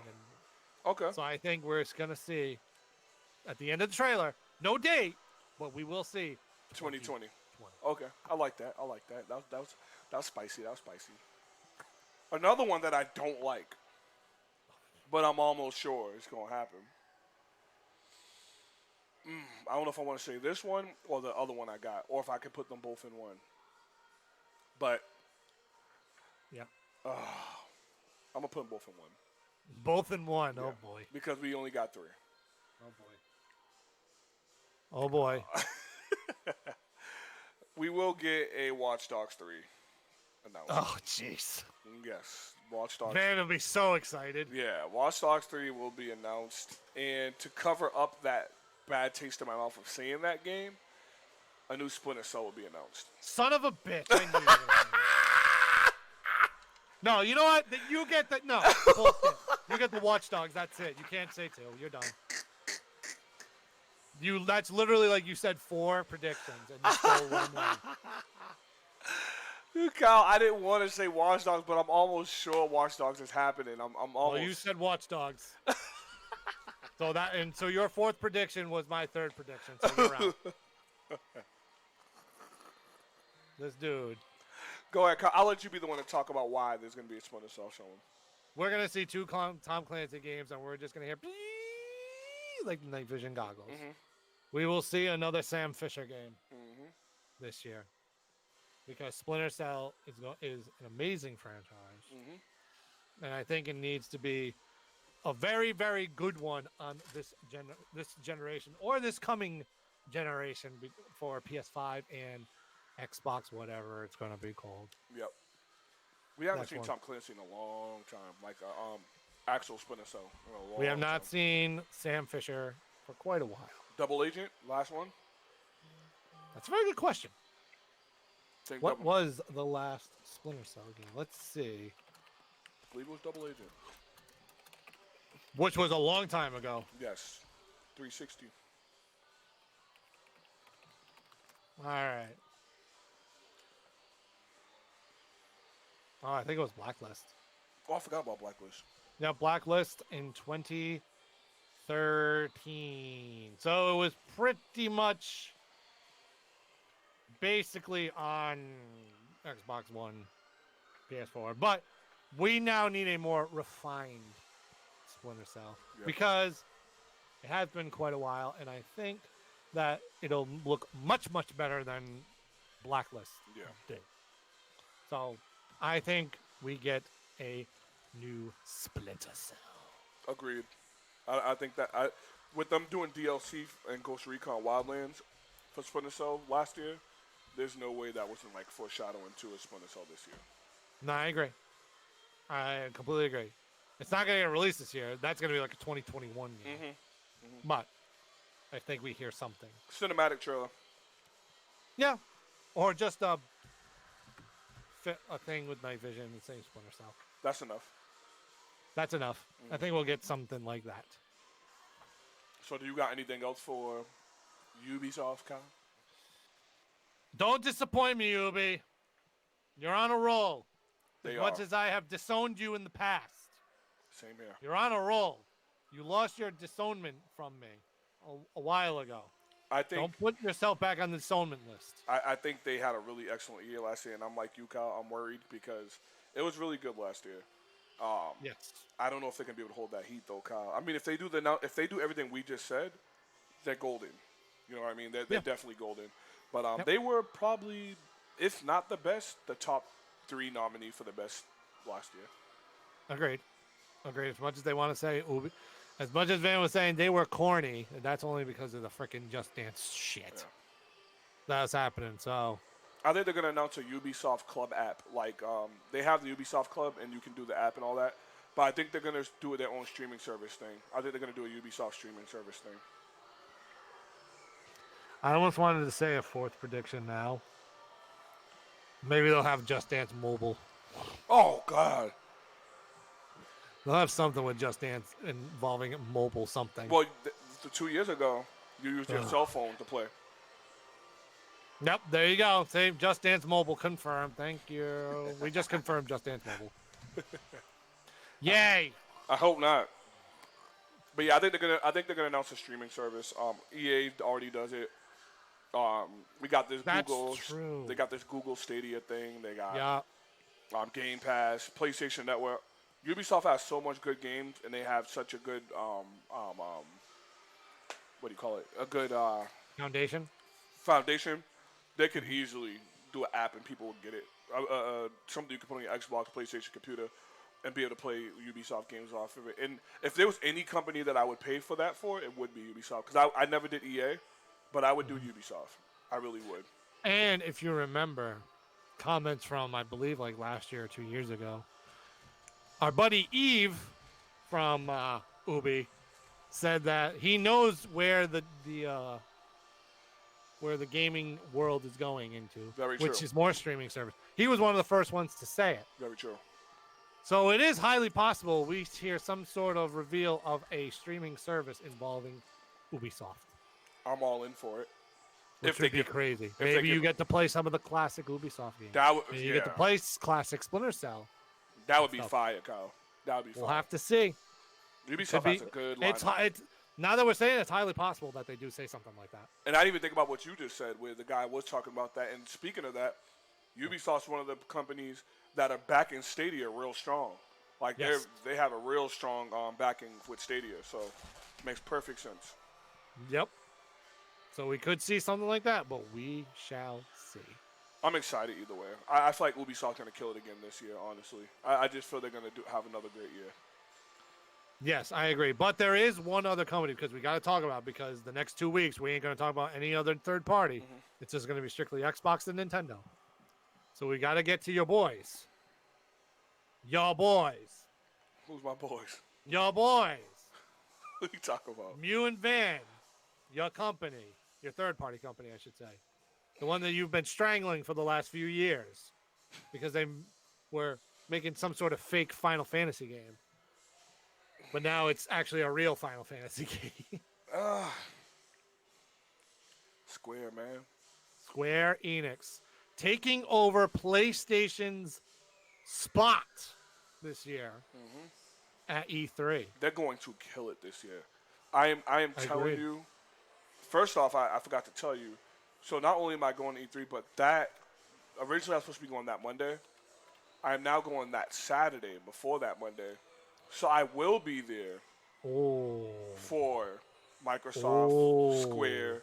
I will be there for literally everything. And I also found out that my pass will allow me to go into all them places pre-E3, which is just the greatest. Insane. Yes. So Square, they have to kill it for me, one. But Square, so we can get pretty much to the prediction, because there wasn't really nothing last year that blew our socks off besides What disappointment. do you mean basically nothing? There was nothing. There was nothing. So with Square, they already got a concert they're doing there, which is dope. I think we do the same thing we did with Ubisoft, Kyle. Give like 4 predictions each. 3 predictions each, because I made a 4th one. And This is going to be more you. okay, Let's so I put mean, it out. I could go. The spotlight's kind of on you for Square because obviously I'm not the biggest. Okay. The biggest Square Enix So Man. I can fly right through it because it's not really that much to talk about because it's just predictions. So I don't really. If I'm speaking on something, I don't know if it's happening. But Yeah, I agree. I go Square. We get Kingdom Hearts DLC because they've been saying they were going to release it early this year, but they've been pushing it. I'm like, they're purposely doing that for E3 because they want to keep the game fresh. Announce a nice little DLC, another world added to the game that I don't want to spoil it for people, but one that has been being theorized for a while now. I completely agree that we will see Kingdom Hearts 3 DLC Yeah, yeah. this year for sure. So Kingdom Hearts 3 DLC. We already talked about Final Fantasy 7 last time, but I do think we get a release day for Final Fantasy 7, and I think they're gonna do what you said Skull and Bones is gonna do. Beyond Good and What? Evil is gonna do. I think we're just gonna get a big 2020, and that's gonna be it for them. I don't think they show some more gameplay in cinematic form. They show a cinematic gameplay trailer. Show some memorable areas that people know, so they can get the nostalgia factor up. But yeah, that's it on Final Fantasy 7 2020. My third thing is they're going to show the Marvel game, the one that we were already been talking about. They did say they were doing a Marvel game. Square, if people haven't looked it up, I've been telling people this. I don't know if you looked at it yet, Kyle. Look up Square Enix doing like Marvel superheroes. They have action figures you can buy in GameStop right now where they do Thor in an anime style. They do all Marvel characters done almost like if they were an anime. Best designs you will ever see of any character you like. Venom, Deadpool, whatever. Joker, all look insane. They look like Final Fantasy characters. I'm hoping they take that formula and put it to this a little bit. Because we're so used to the Americanized Avengers. And plus, there's a game coming out this year that involves almost all the Avengers and the X-Men on the Switch. So we don't really need that same typical Marvel superhero look. So, like I said, I hope it's a turn-based. I think we get a cinematic trailer. We will not see gameplay, but a cinematic trailer of the new Marvel game coming out. I think they show us some cool-looking designs for these Marvel characters to let us know the direction they're going in. And I think this game is going to be turn-based like Final Fantasy is used to being. And I don't see a release date on this at all. Not 2020, nothing. Just literally just a cinematic trailer to let us know what's going to be going down. And they show some characters in that trailer that are unique to the Marvel Universe that people don't really know like that, like Moon Knight. And so they can let us know like this game's going to have like Marvel's entire roster or something along those lines. So yeah, that's my prediction for the Marvel game. And the last one I got is I want to say DLC for Final Fantasy 15, but I know they said they weren't doing it no more. So I'm going to say No, it's not, that's not going to happen. yeah, exactly. So I'm going to say, Count. This is my bold prediction. This is really bold, like really, really bold. Really, really bold. This is real bold, Kyle. I know it seems very impossible because we have. I'm waiting. I know it seems very impossible because we have a game coming out called Final Fantasy VII. But Which, for the record, I may pop my Final Fantasy cherry. You need to with this one. You need to. I may pop my Final Fantasy cherry with this one. You will absolutely love Final Fantasy 15. I know your style of game, and I'm telling you, Kyle, you would love. Final Fantasy has the world of Breath of the Wild with the fighting mechanics of like a Devil May Cry. Wait a minute. We gotta stop. I didn't say, Kyle. I didn't. Don't. No. Not because of what you just said. Oh, we okay. gotta stop. Somebody's in the room finally on Twitch. Hello, Van. What's up, B? Oh, he came in at the perfect time because we're talking about Square Enix. Square Enix. Yeah, I think this might be the one. I want to do. See, that's the thing. Like, a lot of people have been telling me, like, well, I've been asking which one should I start with, 7 or 10, and some people have been saying 7, some people have been saying 10, but maybe I just wait for the remake to come out and I'll just play Final Fantasy 7 remake. Yeah, I wouldn't go back to the original. Like it's the new one's being redone. But the only reason why I said 15 because 15 is a whole entire new story. Doesn't tie into anybody before. It doesn't tie into anything from the past. It's literally a whole entire new story. He said, "How dare you talk Final Fantasy without me?" That's not our problem. Talking about Square Enix. Oh snap! That Square Enix last year they were Square Wow. Enix, but I think this year they're gonna be Square Enix. They just lost. They just lost to Enix. They were completely just Square again. Just Square. That's it. They're just Square. They'll be Square Enix this year. Oh So, my goodness. quick run through Kingdom Hearts 3 DLC will be announced. The Marvel game they're working on, cinematic trailer. Final Fantasy 7 release date 2020. That's it. Release window 2020. And what was the last one? That was it, right? Marvel. Yeah, the Marvel cinematic trailer. I said that. Yep. That's it. Okay. So that's Square Enix's whole show for this year. And that's all they need. They don't even need anything else if they do that. All right, so I'm going to throw some games out there that we completely kind of forget that they're Square Enix games and nobody really talks about them. All right, so but they're kind of obvious predictions. So here's one.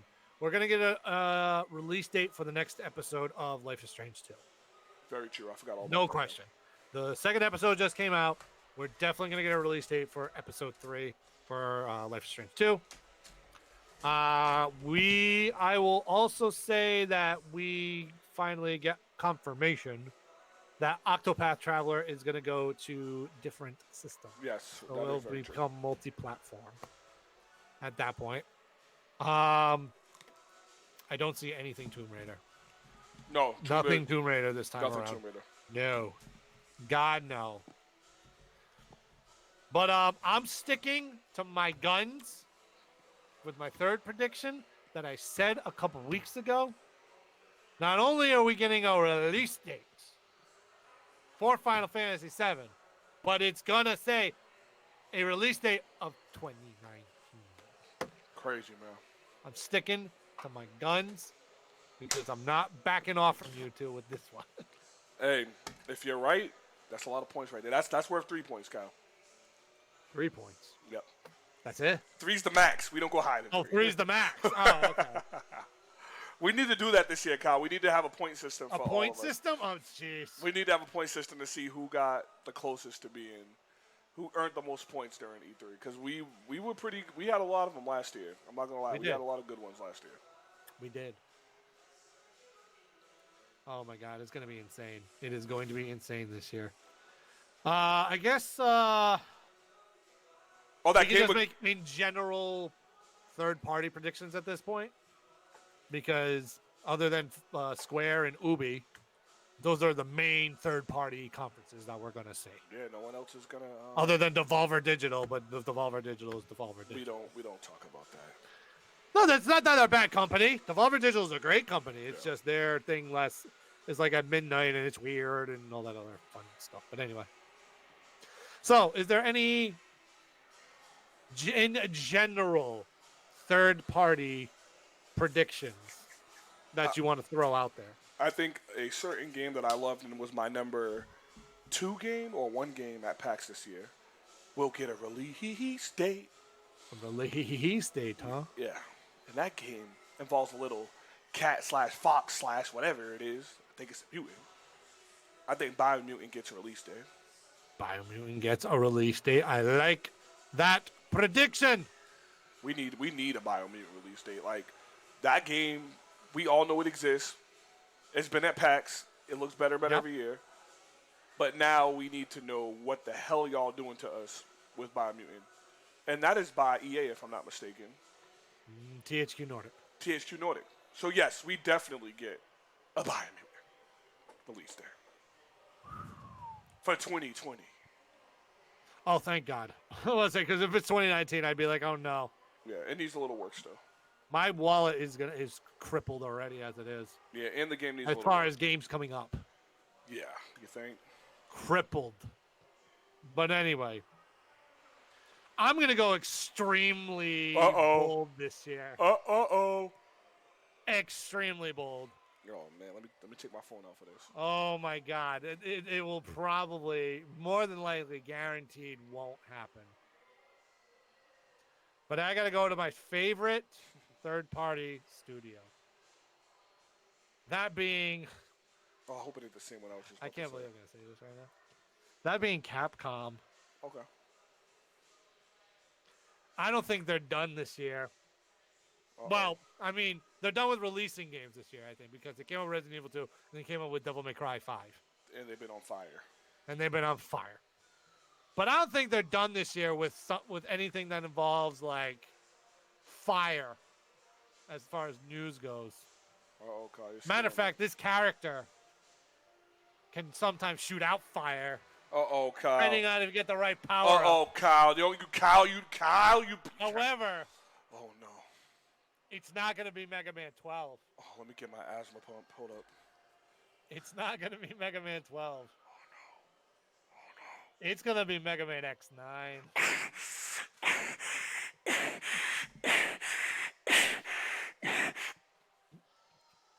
That'll be my one really stupid, definitely not happening, but I'd love to see a prediction this year.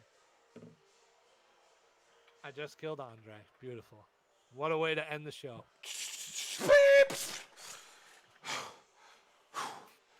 What did you just say?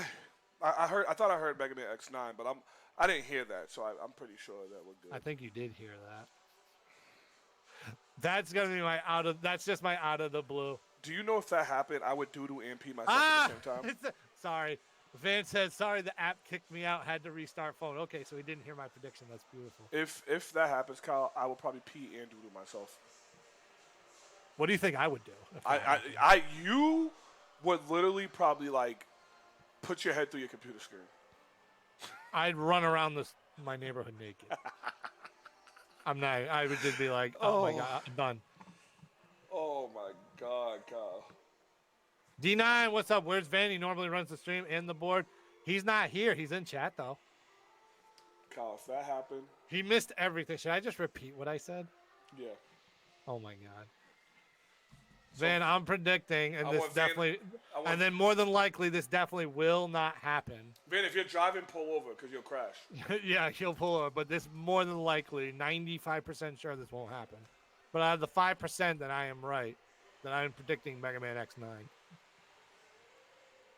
I'm not going to come. I got to wait to see what Van does. I died for a minute. I'm sure he's just going to be like, what the hell is wrong with you?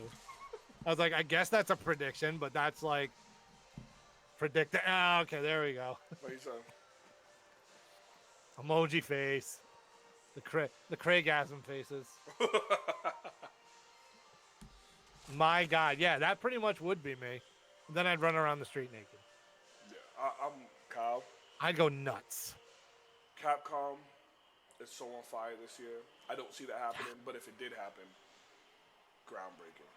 If Mega Man 11 didn't come out, never would I ever predict that. But I feel like with Mega Man 11 coming out and that game being a good game and people liked it, it's possible. People are more fans of X than they are of the ones. He said, "Easy on Trey." I died for a minute, but I came back. So I said for mine that Biomutant gets a release date, but that wasn't really that bold.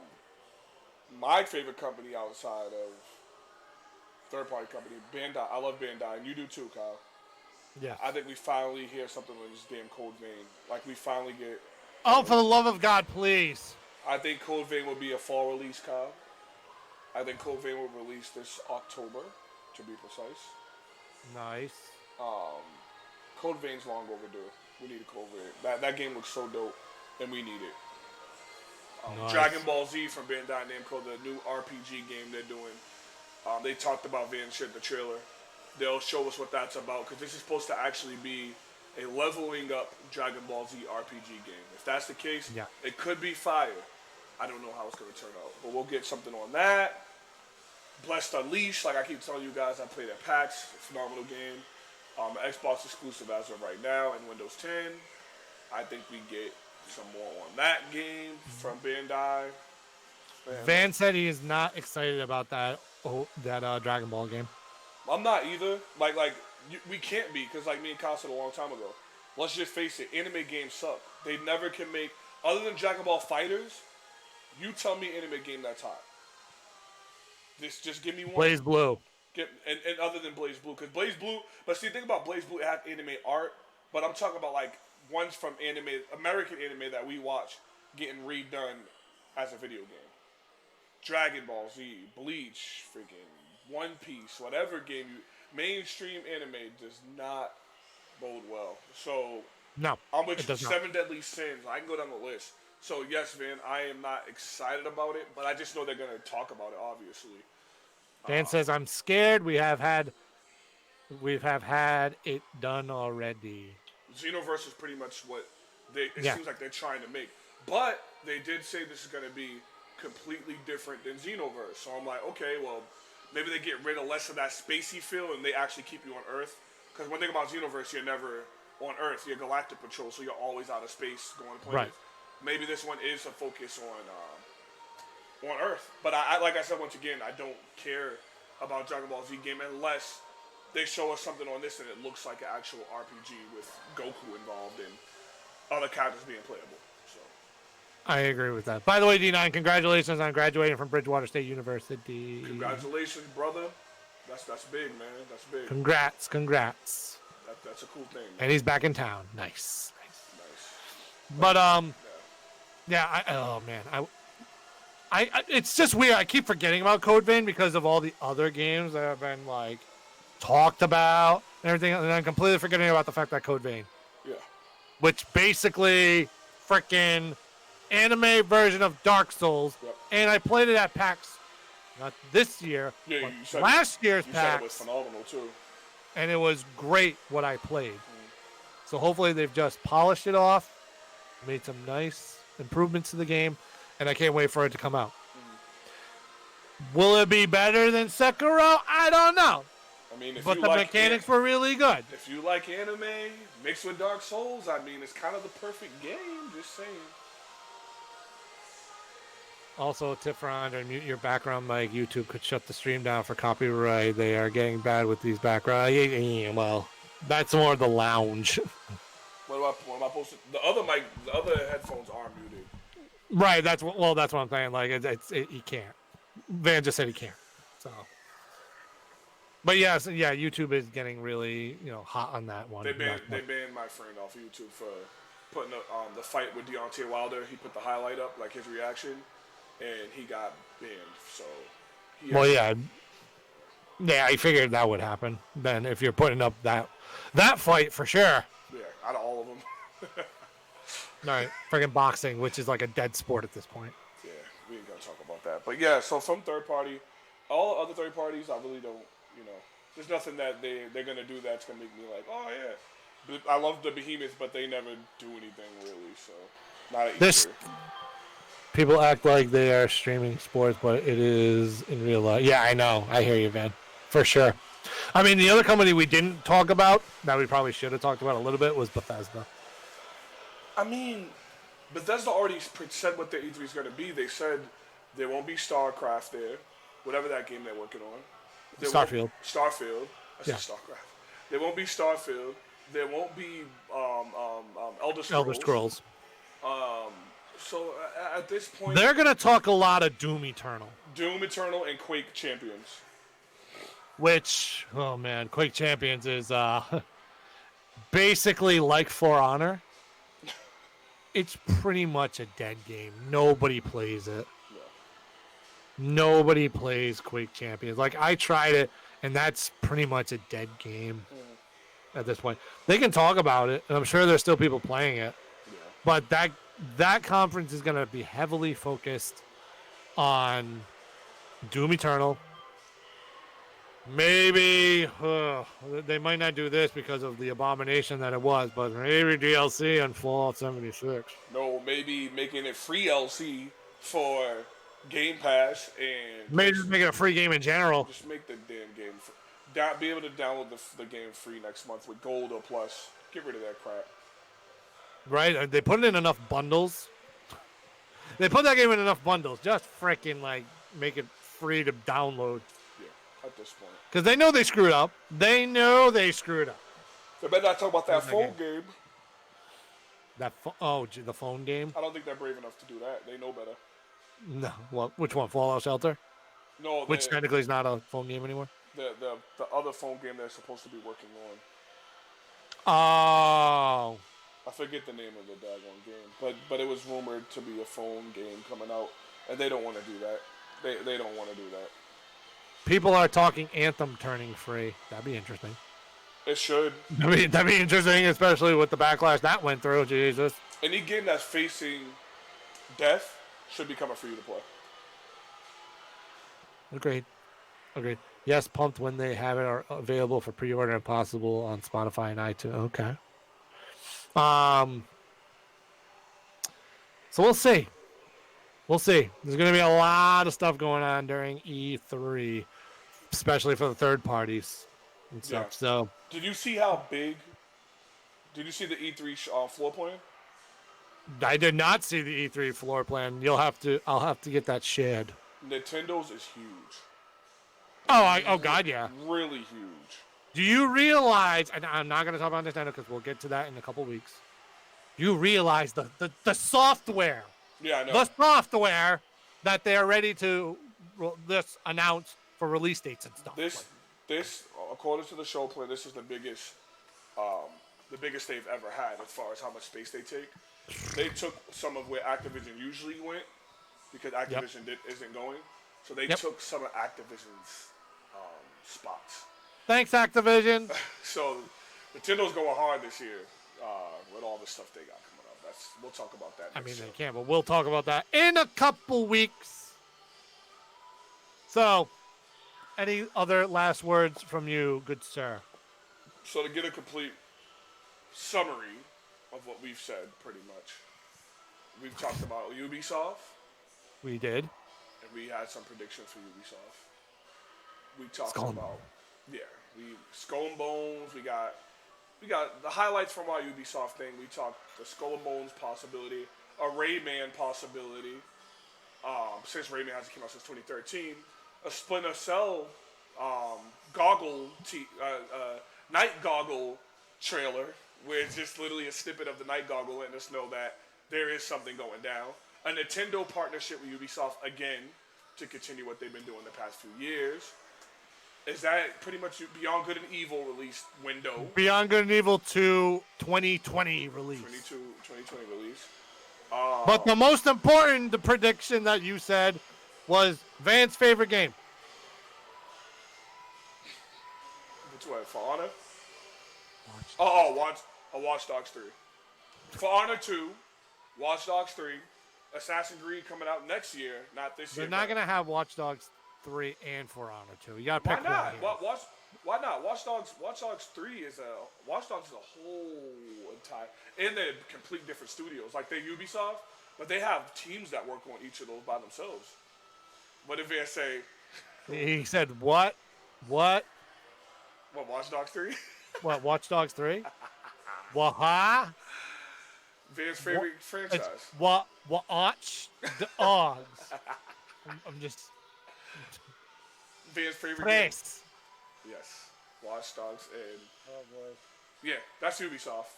And we both predicted that Ubisoft won't be Ubisoft. It will be Ubisoft this year.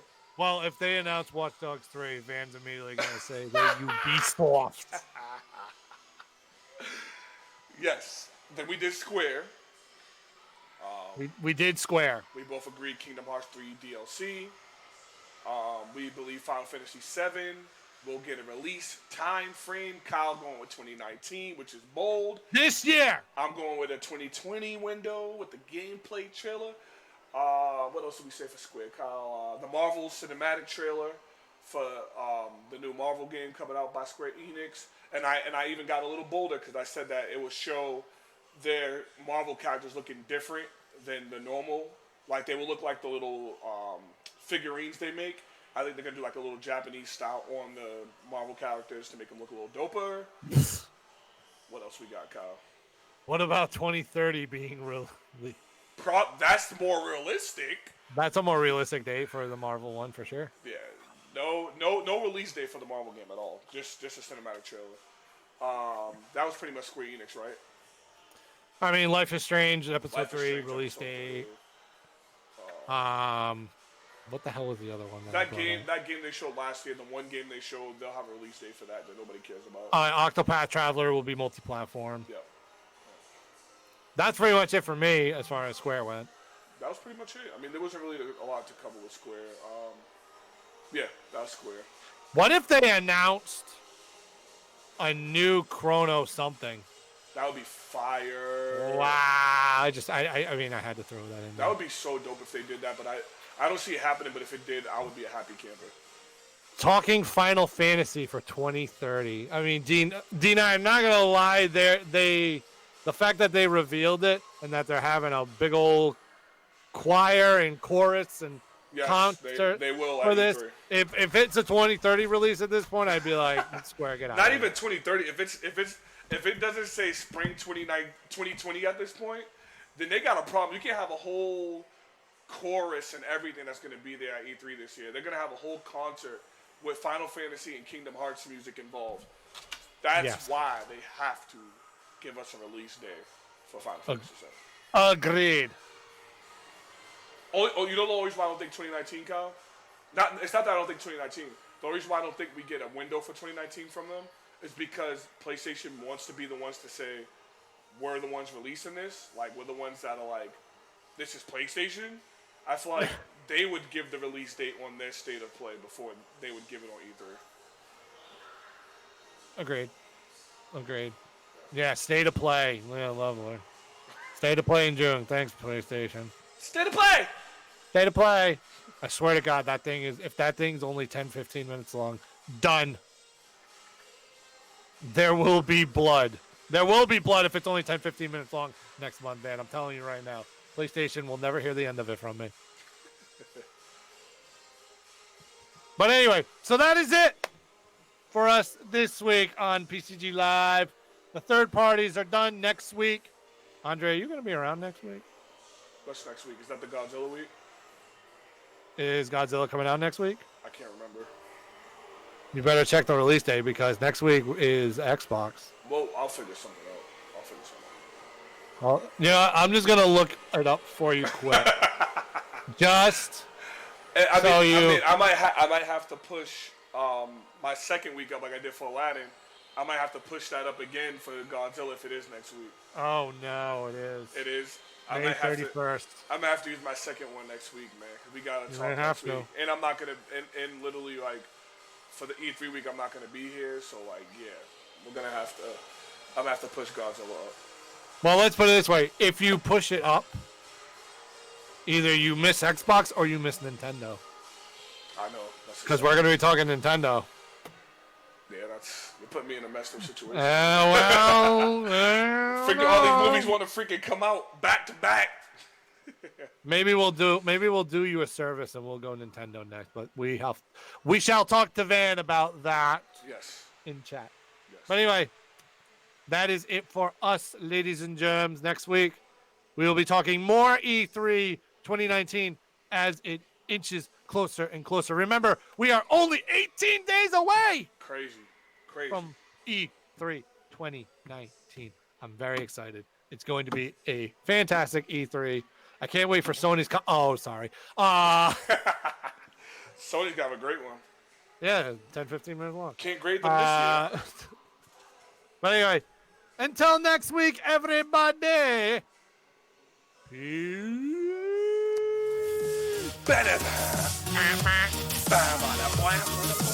Drop that flow, Kyle. Again. I ain't got no. One day you shall. Maybe. I have it written down.